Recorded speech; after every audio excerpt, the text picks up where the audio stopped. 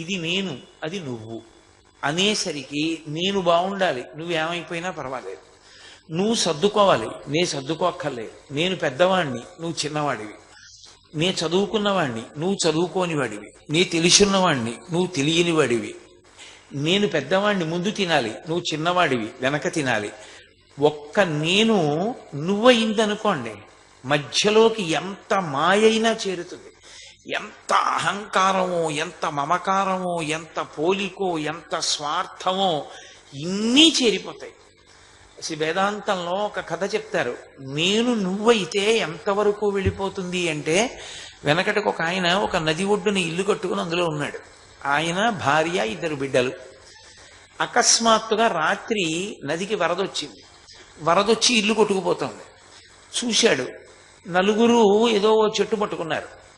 ఆ ఇల్లు కొట్టుకుపోతోంది. ముందు అయ్యో అయ్యో ఇల్లు పోతోంది, ఇల్లు పోతోంది అన్నారు నలుగురు. పోతే పోయింది కానీ నలుగురం బతికాం, అంతే చాలన్నారు. వరద ఇంకా ఎక్కువైపోయింది, చెట్టు పడిపోయేటట్టుంది. ఆయన భార్యని ఒకవైపు పట్టుకుని, బిడ్డలిద్దరినీ ఓవైపు పట్టుకుని నదిలో తేలుతూ ఈత్తున్నాడు జాగ్రత్తగా. ఇక ఈదలేకపోయాడు. ముందు చిన్న కొడుకును వదిలేశాడు. పెద్ద కొడుకు అంటూ ఉంటే అక్కడికొస్తాడు. ఇంకా ఎలాగో ఇంతమందితో ఈదలేను, ఒకరిని వదిలేశాడు. అక్కడ మళ్ళీ నేను నువ్వు. ఆ తర్వాత భార్యని పెద్ద కొడుకుని పట్టుకుని ఈదలేకపోయాడు. భార్య ఉంటే మళ్ళీ కొడుకులు పుడతారు. అరుణాచలం పెడితే అరుణాచలంలో మేము కొండ మీద తిరుగుతున్నాం. అంటే ఆ రోజున మాకు ఒక విచిత్ర సంఘటన ఒకటి కనపడింది. ఒక పాలవాడు ఒకడు వస్తున్నాడు. అతన్ని ఎక్కడికి వెళ్ళి వస్తున్నావా లోపలికేని అడిగాం. అడిగితే మీరు వెళ్ళలేరు, ఆ లోపల గుహ ఉంది, ఆ గుహలో ఒక యోగి ఉన్నాడు, ఆయన తపస్సు చేస్తూ ఉంటాడు, ఆయన గోళ్ళు అవి ఇంతంత పెరిగిపోయి ఉంటాయి, పాలు పోసి ఓ చిన్న పిడతలో అక్కడ పెడతాను, మర్నాడు కూడా ఉంటే తాగలేదు, పిడతలో లేకపోతే తాగాడు. నా జన్మ సౌభాగ్యం అని అందులో పోస్తూ ఉంటాను, నేను ఎప్పుడు మాట్లాడలేదు, కానీ సూర్యుళ్ళా ఉంటాడు ఆయన, అక్కడ తపస్సు చేసుకుంటూ ఉంటాడు అన్నాడు. ఈలోగా ఒక క్రిస్టియన్స్ 2 ఆడవాళ్ళు వస్తున్నారు. వాళ్ళు ఏదో పశ్చిమ దేశాల నుంచి వచ్చారు. వాళ్ళిద్దరి మెళ్ళో సిలువలు ఉన్నాయి. ఎవరి మతం అయినా గొప్పదే, ఎవరి మతమైనా పాడు చేయమని, ఎవరి మతమైనా పాడైపోమ్మని చెప్పదు. మనిషి దాన్ని అర్థం చేసుకుని ఉన్నతిని పొందడంలో ఉంటుందంతే. కాబట్టి వాళ్ళిద్దరు వస్తున్నారు అరుణాచలం పర్వతం మీద. వస్తుంటే నేను మా పినమామ గారు నిలబడ్డాం. వాళ్ళు మమ్మల్ని చూసి ఇలా నమస్కారం చేశారు, నేను నమస్కారం చేశాను. మా పినమామ గారు ఇలా షేక్ హ్యాండ్ ఇచ్చారు. వాళ్ళకి ఇస్తే వాళ్ళు ఇవ్వలేదు. వాళ్ళు ఇవ్వకుండా అన్నారు, you are really very very very lucky, only for the reason that you have born in a country like India where the Arunachala mountain exists and where a maharshi like Sri Ramana has lived for decades and decades, but we are unlucky that we have born in a remote country in western place and we don't have Arunachala, we did not see Ramana Maharshi, we don't have the opportunity to enter into the ashrama and stay there for a couple of days. Every year or every month we can't come, but you can come and stay here. You can see all these holy places. You are a very lucky man.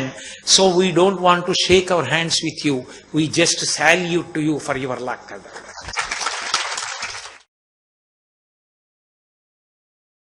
Arunachalam, భగవాన్ రమణ మహర్షి, ఈ 2 ఒకదానితో ఒకటి పెనవేసిపోయి అవిభాజ్యములైపోయాయి. రమణులు ఒకనాడు అరుణాచలము అన్న మాట విని ఆ అరుణాచల క్షేత్ర ప్రవేశం చేసిన దాదిగా ఆయన అక్కడే శరీరాన్ని విడిచిపెట్టి బ్రహ్మీభూతులయ్యారు తప్ప అసలు ఆయన ఏ కారణం చేత కూడా అరుణాచల క్షేత్రాన్ని విడిచిపెట్టి బయటికి వెళ్ళినటువంటి సందర్భం లేదు. ఒకానొకప్పుడు అరుణాచల క్షేత్రం అంతా కూడా ప్లేగు వ్యాధి వచ్చింది. ఇళ్లలో శవాలు ఉండేవి, జనం వెళ్ళిపోయేవారు భయపడి. చిరుతపులులు యథేచ్ఛగా ఊళ్ళో సంచరించి అవి ఆ శవాల్ని తీసుకెళ్లి అరుణాచలం కొండ మీద పెట్టుకు తింటూ ఉండేవి. అంత భయంకరమైనటువంటి ప్లేగ్ వ్యాధి ప్రబలినప్పుడు వారు అరుణాచలాన్ని విడిచిపెట్టలేదు. 1 సంవత్సరం అరుణాచలంలో ఇంతింత పెద్ద పెద్ద దోమలు బయలుదేరాయి. ఆ దోమల నుంచి రక్షించుకోవడం కోసం 3 నుంచి 4 పెద్ద పెద్ద ఉన్ని దుప్పట్లు కప్పుకునేవారు. అంత దుప్పటీలు కప్పుకుంటే తప్ప వాటి యొక్క తొండం శరీరానికి తగలకుండా ఉండేది కాదు. ఇంచుమించుగా ఒక 2 అంగుళాల సూది శరీరంలోకి దింపేస్తే ఎంత బాధ కలుగుతుందో ఆ దోమ కరిస్తే అంత బాధ కలిగేది. దాని వలన విపరీతమైనటువంటి అంటువ్యాధులు కూడా ప్రబలిపోయాయి. ఆ సమయంలో అందరూ అరుణాచల క్షేత్రాన్ని విడిచిపెట్టి వెళ్ళిపోయారు భయపడిపోయి. భగవాన్ రమణుల దగ్గరికి కూడా వచ్చి కొంతమంది అడిగారు, ఇంత భయంకరంగా ఉంది, మనం కొంతకాలం పాటు వెంకటాచలం వెళ్ళిపోదామని. వారు నోరు విప్పి మాట్లాడేవారు కాదు. కావ్యకంఠ గణపతి ముని కలిసిన తరువాతే వారు మాట్లాడడం ప్రారంభం చేశారు. ఆయన ఎప్పట్లాగే అలా అని ఊరుకున్నారు. ప్రతిదానికి అలాగే అనేవారు. ఆ మర్నాడు వాళ్ళు అన్ని మూటా ముల్లి కట్టుకుని వచ్చేసారు. వచ్చేసి భగవాన్ మనం బయలుదేరదామా అన్నారు. అని అడిగారు. ఎక్కడికి అని అడిగారు. వెంకటాచలం వెళ్ళిపోదాం అన్నారు. ఎందుకు అని అడిగారు. ఎందుకు అంటే నోటితో కాదు, సౌజ్ఞే అంటే ఇక్కడ పెద్ద పెద్ద దోమలు వచ్చేసాయి కదా అన్నారు. ఆయన ఏ దోమలే రానివ్వండి, ప్లేగ్ వ్యాధే రానివ్వండి, అంతే అరుణాచలంలోనే ఉండిపోవడం. విరూపాక్ష గుహలో అంతంత దోమలు కరుస్తున్నటువంటి రోజుల్లో కూడా అంత పెద్ద పెద్ద కంబళీలు కప్పుకుని ఆయన అలాగే ఉన్నారు తప్ప ఆయన మాత్రం అరుణాచలం క్షేత్రాన్ని విడిచిపెట్టి వెళ్ళలేదు. అటువంటి రమణ మహర్షి యొక్క పరమ ప్రధానమైన సందేశము ఒక్కటే. అది నేను మళ్ళీ మళ్ళీ నొక్కి చెప్తున్నాను. ఆయన ఎప్పుడు జీవితాంతం ఆయన చెప్పినటువంటి విశేషం ఒక్కటే మానవాళికి, నువ్వెవరో నువ్వు తెలుసుకో. సూర్య నాగమ్మ గారు తన లేఖల్లో ఒక మాట రాశారు. బ్రహ్మాస్త్ర ప్రయోగం చేశారు అంటుండేవారు. ఆయన దగ్గరికి వచ్చి మాట్లాడిన వాళ్ళు ఎక్కడైనా గతి తప్పి కొంచెం ఎక్కువ మాట్లాడడం మొదలు పెడితే వెంటనే ఆయన నువ్వెవరో నువ్వు తెలుసుకోవయ్యా అనేవారు. నువ్వెవరో నువ్వు తెలుసుకోవయ్యా అనేటప్పటికి అయిపోయినట్లే, ఇంకా అక్కడతో చర్చ పూర్తయిపోయినట్టే. అది బ్రహ్మాస్త్రం. నువ్వెవరో నువ్వు తెలుసుకో అన్నప్పుడు ఆయన ప్రశ్న వేసి విడిచిపెట్టలేదు. గణపతి మునికి చెప్పారు, ఇతరులకు చెప్పారు, అనేక పర్యాయములు అనేక మందికి చెప్పారు. ఆ తెలుసుకోవడానికి మార్గం ఎలా ఉంటుంది అన్నదాన్ని కూడా ఆయన చెప్పారు. ఆయన తరచుగా చెప్పినది ఒక్కటే, నేను నేను అన్న భావన ఎక్కడి నుంచి పుడుతోందో అక్కడికి వెనక్కి వెడితే, నేనన్న భావన ఎప్పుడు లోపల నుంచి బయటికి వస్తూ ఉంటుంది. బయటికి వచ్చేటటువంటి నేను అన్న భావనని బోలెడన్ని నాది అన్న భావనలు చుట్టూ చేరి ఉంటాయి. దీన్ని మధుకైటభులు అంటారు. ఒక్క నేను తేనె చుక్క వేస్తే చుట్టూ ఎన్ని కీటకములు చేరుతాయో, ఒక్క నేను ఉంటే దాని చుట్టూ ఎన్ని నాదులు చేరుతాయో. నేను అన్నాను అనుకోండి, నా లాల్చి, నా పంచె, నా ఉత్తరీయం, నా కళ్ళజోడు, నా రుద్రాక్షలు, నా గొలుసు, నా ఉంగరాలు, ఎన్నో నాదులు. ఒక నేనుకి ఎన్ని నాదులు. ఒక్క తేనె చుక్క ఉంటే దాని చుట్టూ ఎన్ని కీటకాలు. మధుకైటభులు ఇద్దరు సంహరింపబడ్డారు అంటారు విష్ణువు చేతిలో. ఆ మధుకైటభులు మరణించడం అంటే నేను, నాది, అహంకారము, మమకారము, ఈ నేను అన్నది బయటికి రావడం ప్రత్యేకంగా ఎవరి యొక్క ఉపదేశం అక్కర్లేదు. ఎవ్వరి ఉపదేశము అవసరం లేకుండా ప్రతి వాళ్ళకి పుట్టుకతో సహజంగా ఏర్పడేటటువంటి లక్షణం. భగవాన్ రమణ మహర్షి యొక్క ప్రతిపాదన కానివ్వండి, భాగవతంలో పోతన గారి ప్రతిపాదన కానివ్వండి, ఒకటే. మాయకంతటికీ కారణం ఎక్కడుంటుంది అంటే ఆ నేను యొక్క విస్తారమునందు ఉంటుంది. ఎందుచేత అంటే మీరు కొంచెం జాగ్రత్తగా గమనించండి. నేను అంటాను, నాకు ఆకలిస్తోందండి అంటాను. అమ్మయ్య నేను పడుకున్నానండి, నేను కూర్చున్నానండి అంటాను. ఎదురుగుండా ఉన్న వ్యక్తి అదే అంటాడు, నాకు ఆకలిస్తోందండి, నేను తిన్నానండి, నేను నిద్రపోయానండి, నేను బట్టలు కట్టుకున్నానండి అంటాడు. నాలో ఉన్నటువంటి నేనన్న భావన ఏదుందో అది ఏ ఒక్కరిలో ఉన్న నేనన్న భావనకి వేరు కాదు. అన్ని నేనులు ఒకటే. ఇప్పుడు నాకు ఆకలిస్తోంది అన్నప్పుడు నేను ఏ బాధ పొందుతానో, నేను బాధపడుతున్న వాడిని అని ఏ భావనతో అంటానో, మీకు ఆకలేసినప్పుడు మీరు కూడా అదే అన్నారు. కానీ మాయా అన్న మాట యొక్క విస్తరణ ఎక్కడుంటుందంటే ఇక్కడ నేనంటాను, అందులోని నేనుని నువ్వు అంటాను. ఇక్కడ నేను నేను, అక్కడ నేను నేననను నువ్వంటాను. ఇక్కడి నేను అక్కడికి వెళ్ళేటప్పటికి నువ్వు అవడంలో మాయ వస్తుంది. మాయ అంతా దేని వల్ల కమ్ముతుంది? పునర్జన్మలన్నీ దేని వల్ల కలుగుతాయంటే ఇక్కడి నేను అక్కడి నేను కాదు, దీని మధ్యలో ఎన్ని సముద్రాలైనా పట్టేస్తాయి. ఎందుచేత? స్వార్థము అన్న మాటకంతటికీ కారణం ఎక్కడి నుంచి వస్తుందంటే ఈ నేను ఆ నేను ఒకటి కాదు, ఈ నేను వేరు ఆ నేను వేరు, ఇది నేను అది నువ్వు అనేసరికి నేను బాగుండాలి, నువ్వేమైపోయినా పర్వాలేదు, నువ్వు సర్దుకోవాలి, నేను సర్దుకోక్కర్లేదు, నేను పెద్దవాణ్ణి నువ్వు చిన్నవాడివి, నే చదువుకున్నవాణ్ణి నువ్వు చదువుకోని వాడివి, నీ తెలిసిన్నవాణ్ణి నువ్వు తెలియని వాడివి, నేను పెద్దవాణ్ణి ముందు తినాలి, నువ్వు చిన్నవాడివి వెనక తినాలి. ఒక్క నేను నువ్వయిందనుకోండి మధ్యలోకి ఎంత మాయైనా చేరుతుంది. ఎంత అహంకారమో, ఎంత మమకారమో, ఎంత పోలికో, ఎంత స్వార్థమో ఇన్నీ చేరిపోతాయి. వేదాంతంలో ఒక కథ చెప్తారు. నేను నువ్వైతే ఎంతవరకు వెళ్ళిపోతుంది అంటే, వెనకటికి ఒక ఆయన ఒక నది ఒడ్డున ఇల్లు కట్టుకుని అందులో ఉన్నాడు. ఆయన భార్య, 2 బిడ్డలు.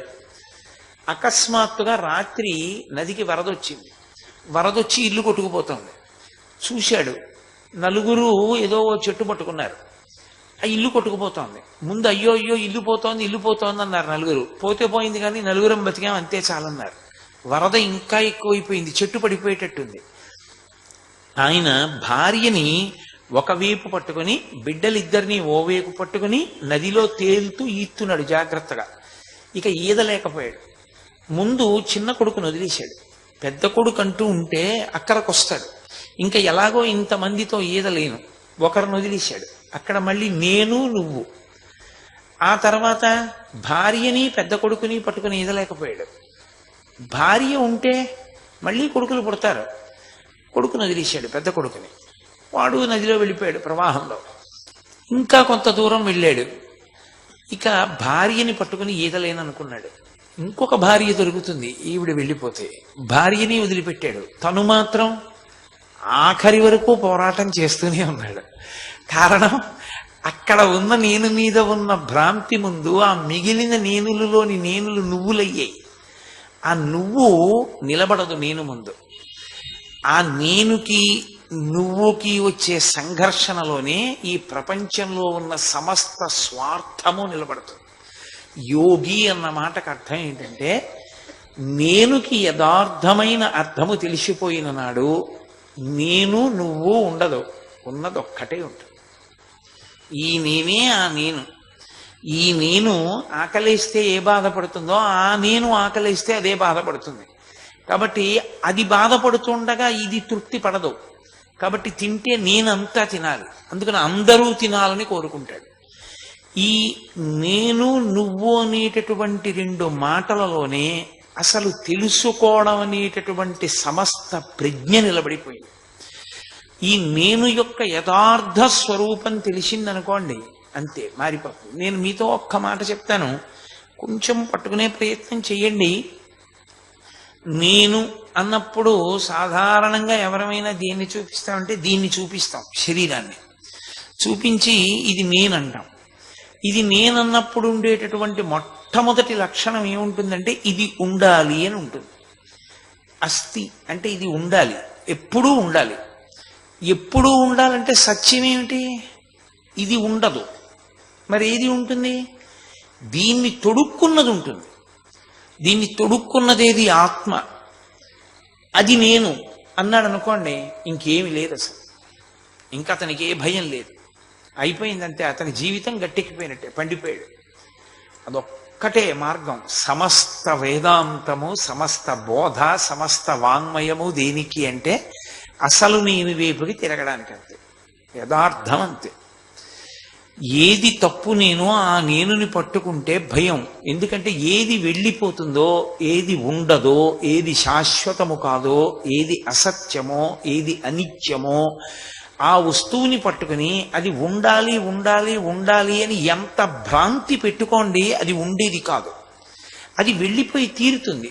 వెళ్ళిపోయి తీరవలసినటువంటి దాన్ని ఉంటుంది ఉంటుంది అని పెట్టుకున్నది భ్రమ అవుతుంది, భయానకమవుతుంది తప్ప ఎప్పుడూ వెళ్ళనిది, ఎప్పుడూ ఉండేది ఏది తొడుక్కుందో అది నేను అన్నాడు అనుకోండి, అది వెళ్ళే అవకాశం లేదు. అది నేను అన్నప్పుడు ఇంకా భయపడ్డానికి ఏముంది? ఇక భయపడ్డావు. ఎందుకంటే ఒక సత్యమునందు బాగా రుజువు చేసుకుని ఉన్నాడు. కొన్ని కోటాను కోట్ల జీవుల్ని చూశాను, వెళ్ళిపోతాయి శరీరాలు, నేను ఉంటుంది. ఆ నేను అహంస్ఫురణ, అదే మహర్షి యొక్క మరణ వేదన. ఆయనకి చిన్నతనంలో కలిగినటువంటి మరణానుభూతి అదే. అక్కడే ఆయన సత్యం మీద ఉంచుకున్నారు. ఇది పడిపోతుంది, ఆ నేను ఉండిపోతుంది.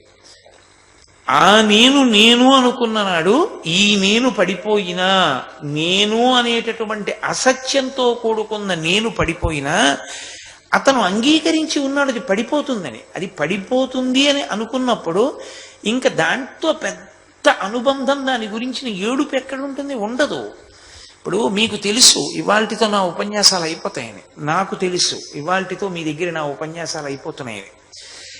నాకు బహుశా రేపు సాయంకాలం, నిన్న నీ పాటికి కొవ్వాళ్ళలో నేను రమణ మహర్షి గురించి చెప్తున్నాను, అరుణాచలం గురించి చెప్తున్నాను అని ఒకసారి తలంపునకు రావచ్చేమో, కానీ నేను ఇక్కడ బతికున్నంత కాలము ఉపన్యాసాలు చెప్తానన్న ఊహ నాకు ఎప్పుడూ లేదు. నేను ఇక్కడ 9 రోజులు అనుకున్నది 8 రోజులకు అయిపోయింది అంతే. కాబట్టి ఇప్పుడు నాకు సత్యం తెలుసు, నేను ఇక్కడే ఎప్పుడూ చెప్తూ ఉండను. ఇక్కడ అయిపోతుంది, అయిపోయిన తర్వాత ఎక్కడో విశాఖపట్నంలో ఉపన్యాసం ఉంటుంది, అక్కడికి వెళ్ళిపోతాను, అక్కడ ప్రారంభం అవుతుంది, ఇక్కడ పూర్తి అయిపోతుంది. ఇది వదిలిపెడతానని తెలుసు కాబట్టి నాకు వ్యామోహం పెరిగిపోయే అవకాశం ఉండదు. ఇది నేనన్న భావన పెట్టుకున్నది ఎంత ఎక్కువ అవుతుంటే అంత తృష్ణ దీన్ని నిలబెట్టుకోవాలని పెరుగుతుంది. కానీ సత్యం అది జారి తీరాలి. అది ఏ కారణం చేత చతుర్ముఖ బ్రహ్మగారికి కూడా సాధ్యం కాదు దాన్ని నిలబెట్టడం. ఎందుచేత అంటే ఆయన సృష్టికర్త, ఆయన దీన్ని సృజించాడు పంచభూతములతో. పంచభూతములతో దీన్ని సృజించిన తర్వాత ఆయన గురించి తపస్సు చేసి ఆయన ప్రత్యక్షమైతే ఇది పడిపోకుండా దీన్ని ఉంచు అని అడిగారు చాలా మంది. అది సాధ్యం కాదు అని చెప్పాడు. అది కుదరదు. ఎందుకు కుదరదు అని అడిగారు. అది సృష్టి ధర్మము, దాన్ని దాటడం నా వల్ల కాదన్నాడు. అదంతే. జాతస్య హిధ్రువో మృత్యు ధ్రువం జన్మమృతస్య చ. పుట్టినది పడిపోతుంది, పడిపోయినది పుడుతుంది. ఇది పడిపోతుంది, లోపల ఉన్న ఆత్మ వేరొక దాన్ని తొడుక్కుంటుంది మళ్ళీ సుఖదుఖములు అనుభవించడానికి. ఈ లాల్చి ఈ సాయంకాలం నేను వేసుకున్నాను, ఈ లాల్చి రేపొద్దున నేను వేసుకోను. ఇంకా ఇది ఇంటికి వెడితే విప్పేస్తాను అంతే. చెమట పట్టింది కాబట్టి ఇక మరొకసారి వేసుకోవడానికి పనికిరాదు, వదిలిపెట్టేస్తాను. వదిలిపెట్టేసేటప్పుడు నాకు భ్రాంతి ఉండదు, ఇది వదిలిపెట్టేస్తానని తెలుసు కాబట్టి. ఇది ఎప్పుడూ నేను వేసుకుని ఉంటానన్న భావన నాకు లేదు, వదిలిపెడతాను. కానీ వేసుకుంటున్న శరీరం మార్చుకుంటోంది చొక్కాలని. అలా ఆత్మ మార్చుకుంటోంది, అది నేను. ఈ నేను కాదు, దాని మీద ఉంచుకోగలిగాడు అనుకోండి, అప్పుడు ఏమవుతుందంటే ఆ సత్యమునందు నిలబడిపోయినటువంటి వాడికి ఇది వెళ్ళిపోతున్నప్పుడు కూడా, ఇది వెళ్ళిపోవడానికి సిద్ధపడిపోతున్నప్పుడు కూడా గాబరా ఏం ఉండదు, కంగారేం ఉండదు. భగవాను ఒక మాట చెప్తుండేవారు, అది ఎంత వేదాంతంతో మాట్లాడేవారు ఆయన, ఎంత గంభీరంగా మాట్లాడేవారు. ఆయనకి సర్కోమా వచ్చింది, ఎడం చేతి మీద పుండు పుట్టింది.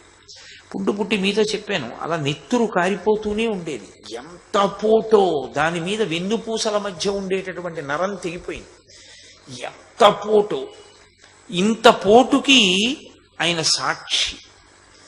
ఆయన దగ్గరికి వచ్చి అన్నారు, అయ్యా అది అంత బాధ పెడుతోంది కదా, ఇదిగో ఈ ఫలానా మందులు మీరు వేసుకుంటే, ఈ మందుల పట్టీలో ఉన్న మందులు తెప్పించుకుని వేస్తే నొప్పి తగ్గుతుంది కదా అంటే, ఆయన నోటి వెంట వచ్చినటువంటి మాట ఏమిటో తెలుసా? ఒక చుట్టం ఇంటికి వచ్చాడు అనుకోండి, ఆ చుట్టం ఎక్కువ ఉండడం మీకు ఇష్టం లేకపోతే మీరు ఏమనవలసి ఉంటుంది? చూసి చూడనట్టు ఉండాలి, పెట్టి పెట్టనట్టు ఉండాలి, పట్టించుకోనట్టు ఉండాలి. ఆయన వెళ్ళిపోవాలని కోరిక మనసులో ఉంది, చాలా బాగా పట్టించుకున్నారు అనుకోండి, ఆ చుట్టం వెళ్తాడేంటి, చాలా బాగా చూస్తున్నారని కూర్చుంటాడు. ఇదే ఒక కట్టె. ఎప్పుడు లోకంలో బోలెడన్ని కట్టెలుంటాయి, ఏ కట్టె అయినా కాలిపోవలసిందే. మీరు కాల్చండి కాల్చకపోండి, అది మట్టి అయిపోతుంది. ఇదొక కట్టె, ఇది కాలిపోతుంది ఒకప్పుడు. ఈ కట్టెకు మళ్ళీ ఓ పుండు, ఆ పుండుకి మళ్ళీనేమో ఈ కట్టెకొచ్చిన చుట్టం దాన్నంత గౌరవం అంత ముద్ద అలా చేసే కదూ దాన్నంత పెంచుతున్నారు అన్నారు ఆయన. ఎంత సాక్షి భావనో చూడండి. అసలు ఆయనకి శరీరముతోడి సంగము లేకుండా అంత సాక్షిత్వం ఏర్పడడానికి కారణం ఒక్కటే, అసత్య వస్తువు. అసత్య వస్తువు అనేటటువంటిది ఒకటి తెలిస్తే లోకంలో దాని మీద మీకు విపరీతమైన వ్యామోహం ఉండదు. అందుకే మీరు చూడండి, ఎక్కడెక్కడి అసత్య వస్తువులు ఉంటాయో అక్కడక్కడవి కాసేపు సంతోషంగా ఉంటాయి, ఆ తర్వాత ఎంత తొందరగా వాటిని వదిలిపెడదామా అని ఉంటుంది. రైలు ఎక్కాలనుకోండి, ఆ రైలు వెళ్ళిపోతుందేమో అని రిక్షా ఎక్కుతాడు, గబగబా రైలు ఎక్కుతాడు, మంచి సీటు దొరకాలి, కూర్చుంటాడు. కూర్చున్న గంటకి ఇంకా రేపు పొద్దుటికి చేరతా ఉంటాడు. రైలు దిగిపోయేటప్పుడు అమ్మయ్యా అయిపోయింది ప్రయాణం వచ్చేసా ఉంటాడు. ఏది అసత్యమో, అసత్యం అంటే తనకి జీవితాంతం దానితో సంబంధం లేదో, తాను దిగిపోతాడో దాంతో అంత వ్యామోహం పెట్టుకోడు. అందుకే అద్దె ఇంటి మీద మోజు ఉండదు ఎవరికి. అద్దె ఇల్లు పాడైపోతోంది అనుకోండి, అందులో అద్దెకున్నవాడికి ఏముంటుంది, అది పాడైపోతుంది, దాని గురించి అందులో ఉండకపోయినా బాధపడేవారు ఎవరంటే యజమాని, వాడు బాధపడతాడు. అద్దెకున్నవాడు బాధపడ్డావు. అందుకే లోకంలో ఒక సామెత ఉంది, ఏమనుకోకండి నేను అలా అన్నానని, fools construct the houses and wise men live in it అని. చాలా అమాయకులైన వాళ్ళు ఇళ్ళు కడతారు, చాలా తెలివైన వాళ్ళు అద్దెకుంటారు అని ఒక సామెత. ఎందుకంటే వాడికి హాయి, దాని గురించి ఏ సంబంధం లేదు. ఇల్లు కట్టుకున్న వాడికి, యజమానికి ఎంత తాపత్రయమో దాని గురించి, ఎక్కడ సున్నం ఊడిపోయినా ఎక్కడ పెచ్చు ఊడిపోయినా బెంగే, ఏదో చేయించుకుంటూ ఉండాలి. ఆ బాధ అద్దెకున్న వాడికి ఏముంటుంది, యజమాని చేయించలేదు అనుకోండి, దీన్ని విడిచిపెడతాడు, ఇంకో 100 రూపాయలు ఇచ్చి ఇంకో చోటుకు పోతాడు, లేదు 1000 రూపాయలు తక్కువకి వస్తే వెళ్ళిపోతాడు అక్కడికి, హాయ్. ఇది అద్దె కొంప, ఇందులో కొన్నాళ్ళు ఉండి వెళ్ళిపోతాం, ఇందులో ఏం మనం శాశ్వతంగా ఉండిపోం అన్నారనుకోండి, ఇది వెళ్ళిపోతున్నా భ్రాంతి ఉండదు, ఇది వెళ్ళిపోతున్నా బాధ ఉండదు. మరి నేను, ఆయన మార్గం చెప్పారు లోకానికి. నేనన్న మాట ఎక్కడి నుంచి పుడుతోందో అక్కడికి వెనక్కి వెళ్ళమన్నారు ఆయన. నేను ముందుకొస్తుంది, నేను తన్నుకొస్తుంది, మన ప్రయత్నం అక్కర్లేదు. అక్కర్లేకుండానే అది ఎప్పుడు తన్ని పైకి వస్తుంది. మీరు చూడండి, దాని ప్రయత్నం అక్కర్లేదు. నేను అంటాను, నేను వచ్చేస్తుంది, కానీ నేను ఎక్కడ పుడుతోంది అసలు, అక్కడికి వెళ్ళమన్నారు. విచారణ అంటారు. ప్రశాంతంగా కూర్చుని ఆ వెనక్కి వెళ్ళు, వెనక్కి వెళ్ళి అది ఎక్కడ పుడుతోందో అక్కడికి వెళ్ళు. అక్కడికి వెళ్ళినప్పుడు ఒక గమ్మత్తు జరుగుతుంది. వెనక్కి వెళ్ళడానికి నువ్వు ఏ సాధనాన్ని పట్టుకుని వెళ్ళావో ఆ సాధనం అక్కడికి వెళ్ళిన తరువాత దానిలో కరిగిపోతుంది. కరిగిపోగానే అసలు నేను నువ్వుగా నిలబడిపోయినప్పుడు ఆనందం ఒక్కటే ఉంటుంది, ఇంకేం ఉండదు అక్కడ. అందుకే తరచు వేదాంతంలో వాడే ఉపమానం, సముద్రపు లోతు కనుగొనాలని ప్రయాణం చేసినటువంటి ఉప్పు బొమ్మ సముద్రపు లోతు కనుక్కోవడానికి ప్రయాణం చేయడంలో కరిగిపోయి సముద్రంలోకి వెళ్ళిపోయింది. మొదట నేనెక్కడ పుడుతోందో కనుక్కోవడానికి సాధనంగా దీన్ని తీసుకుంటాడు మనసుని. నిజానికి ఆ మనసు సంకల్ప వికల్ప సంఘాతం. సంకల్ప వికల్ప సంఘాతమైన మనస్సుకి ఆధారమేది ఊపిరి. ఆ ఊపిరి నియంత్రింపబడుతుంది. అందుకే ప్రాణాయామం చేస్తారు పూజ చేసేటప్పుడు. నియంత్రింపబడి యోగంలో మీరు ఎంత తపశ్శక్తిలోకి వెడుతుంటే ఊపిరి అంత మందగించిపోతుంది. మందగించిపోయి లోపలికి వెళ్ళిపోయినప్పుడు ఆ నేను పుట్టేటటువంటి స్థానం దగ్గరికి వెళ్ళగానే ఆ మనసు అందులో లయం అయిపోతుంది. లయం అయిపోయినప్పుడు ఒక్క ఆత్మయే మిగులుతుంది. ఆ ఆత్మగా తానుంటాడు. ఆత్మగా తానున్నప్పుడు ఆనందం ఒక్కటే ఉంటుంది. దుఃఖమంతా ఎప్పుడు పుడుతుందంటే మనసు లేస్తే.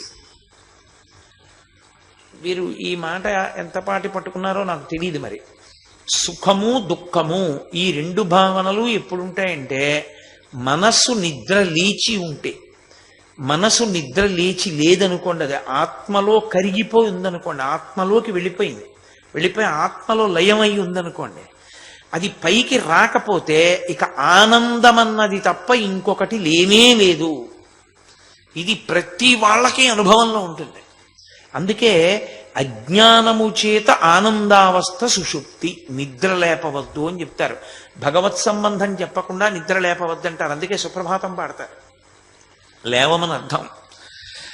ఎందుకు లేవద్దంటారు? ఎంతో కష్టపడి ఆత్మస్థితికి చేరుకుంటే పొందేటటువంటి ఆనందం ఏదుందో దాన్ని సుషుప్తిలో పొందుతాడు. సుషుప్తి అంటే గాఢ నిద్ర. అక్కడ మనసు లేదు, అది ఆత్మలోకి వెళ్ళిపోయింది. ఆత్మలోకి వెళ్ళిపోయింది అనుకోండి మనస్సు, ఇంక ఏది సుఖం ఎక్కడుంది, దుఃఖం ఎక్కడుంది? తను ఎక్కడ పడుకున్నాడో తనకి తెలియదు, తన పక్కన ఏముందో తనకి తెలియదు, తన శత్రువు తన దగ్గరికి వచ్చాడేమో తెలియదు, తన కంఠం మీద కత్తి ఎత్తేస్తున్నా తనకి తెలియదు, తను ఆ పూట తినకపోయినా తనకి తెలియదు, తన వాళ్ళెవరి బాధలు తనకి తెలియవు, తనకి సుఖం లేదు, తనకి దుఃఖం లేదు, ఉన్నదల్లా ఒక్కటే ఆనందం. ఏమీ తెలియలేదు. ఏమీ తెలియకపోవడానికి కారణం మనసు పని చేయట్లేదు. మనసు పని చేయకపోతే నిరతిశయమైన ఆనందం, అదే రాశీభూతమైన ఆత్మ. ఆత్మగా ఉన్నంతసేపు ఆనందం. మనస్సు పైకి వచ్చిందా అది వెంటనే ప్రారంభం చేస్తుంది సుఖదుఖాలు, ఉత్తరక్షణం మొదలు పెట్టేస్తుంది. అందుకే మీరు చూడండి, తెలివి వచ్చిందంటారు. తెలివి వచ్చింది అంటే అర్థం ఏమిటో తెలుసా? ఆత్మలోంచి మనసు విడింది. విడగానే అది చేసే పని ఏమిటంటే దానికి బానిసలు ఉంటారు. అది కొన్ని కోట్ల జన్మల నుంచి వశవర్తుల్ని చేసుకుంది, బానిసల్ని చేసుకుంది. దాని ఆదేశం బట్టి లేచి అనుసరించాలి. ముందు 5 జ్ఞానేంద్రియాలని పిలుస్తుంది: కన్ను, చెవి, ముక్కు, నాలుక, స్పర్శేంద్రియం. మనసు లేచిందంటే ఇంకా పడుకోకూడదు. చూడండి, ధూర్తుడైన యజమాని ఉంటాడు, ఆయనకి రాత్రి 2ంటికి తెలివి వచ్చింది అనుకోండి, ఆయన పోన్లే పాపం అందరూ పడుకున్నారు, మనం లేచామని వాళ్ళందరినీ లేపడం ఏమిటి అనుకోడు, ఆయన అందరినీ లేపేస్తాడు. లే నాకు నిద్ర పట్టట్లేదు.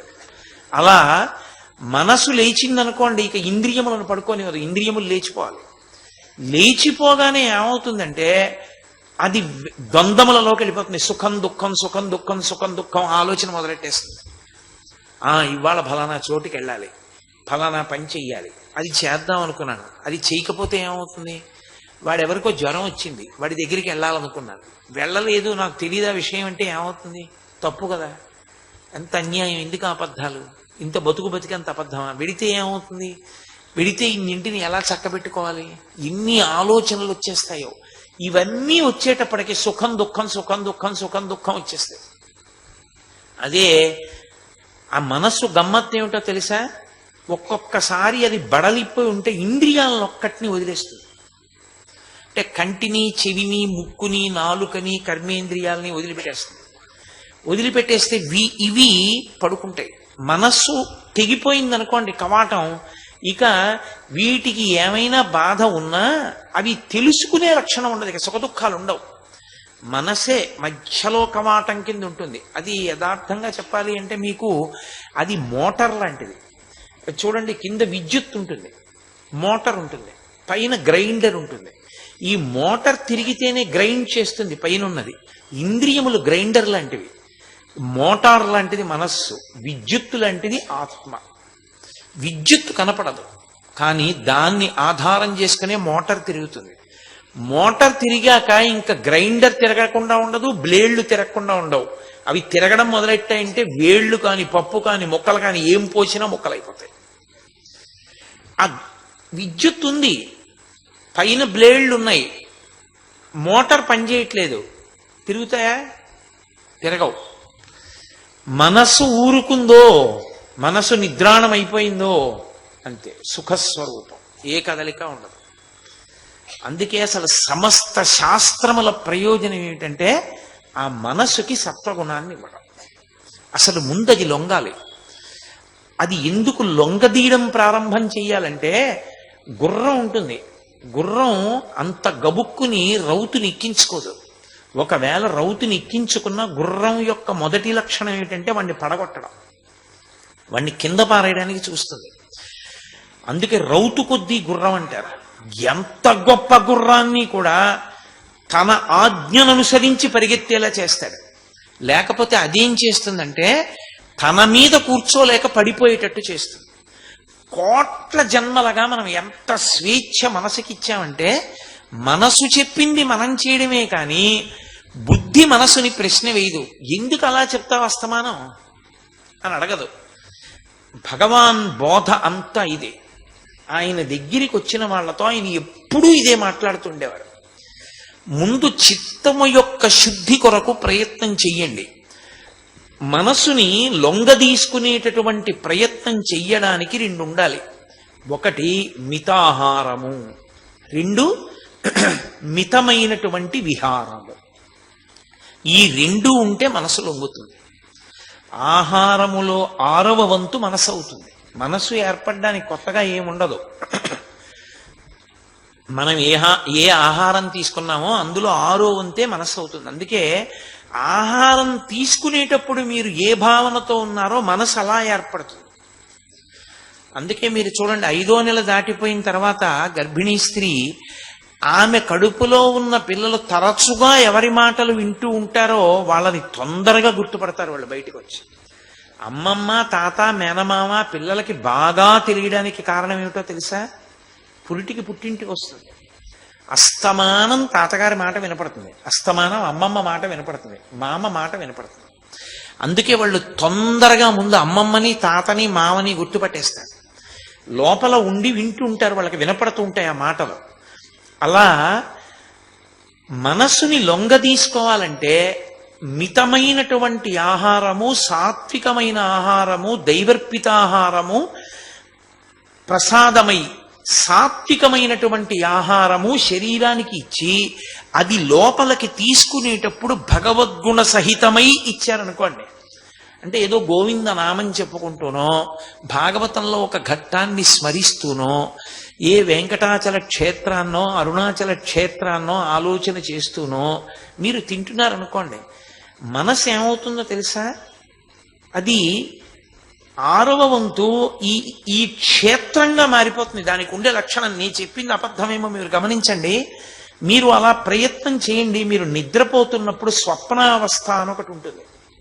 అది ఎంత బలం తీసుకుంటుందంటే మనసు, మీరు దేని గురించి బాగా ఆలోచించారో మీరు తిన్నది జీర్ణమైపోయేటప్పుడు అంతా ఏది ఆలోచింపబడిందో దాన్ని చూపిస్తుంది. అదే చూపిస్తుంది. నేను మీతో పరమ యథార్థం చెప్పాలంటే, అబద్ధం చెప్పకుండా ఉండాలి అంటే, నాకు ఏ ఉపన్యాసం చెప్తున్నానో ఆ ఉపన్యాసానికి సంబంధించినటువంటి విశేషాలు రాత్రి కల్లో కనపడుతుంటాయి ఎక్కువగా. అంటే అదేం గొప్ప విషయం అనేం కాదు, అది నాకే కాదు ఎవరికైనా అవుతుంది. అది నాకే అనుకోకండి.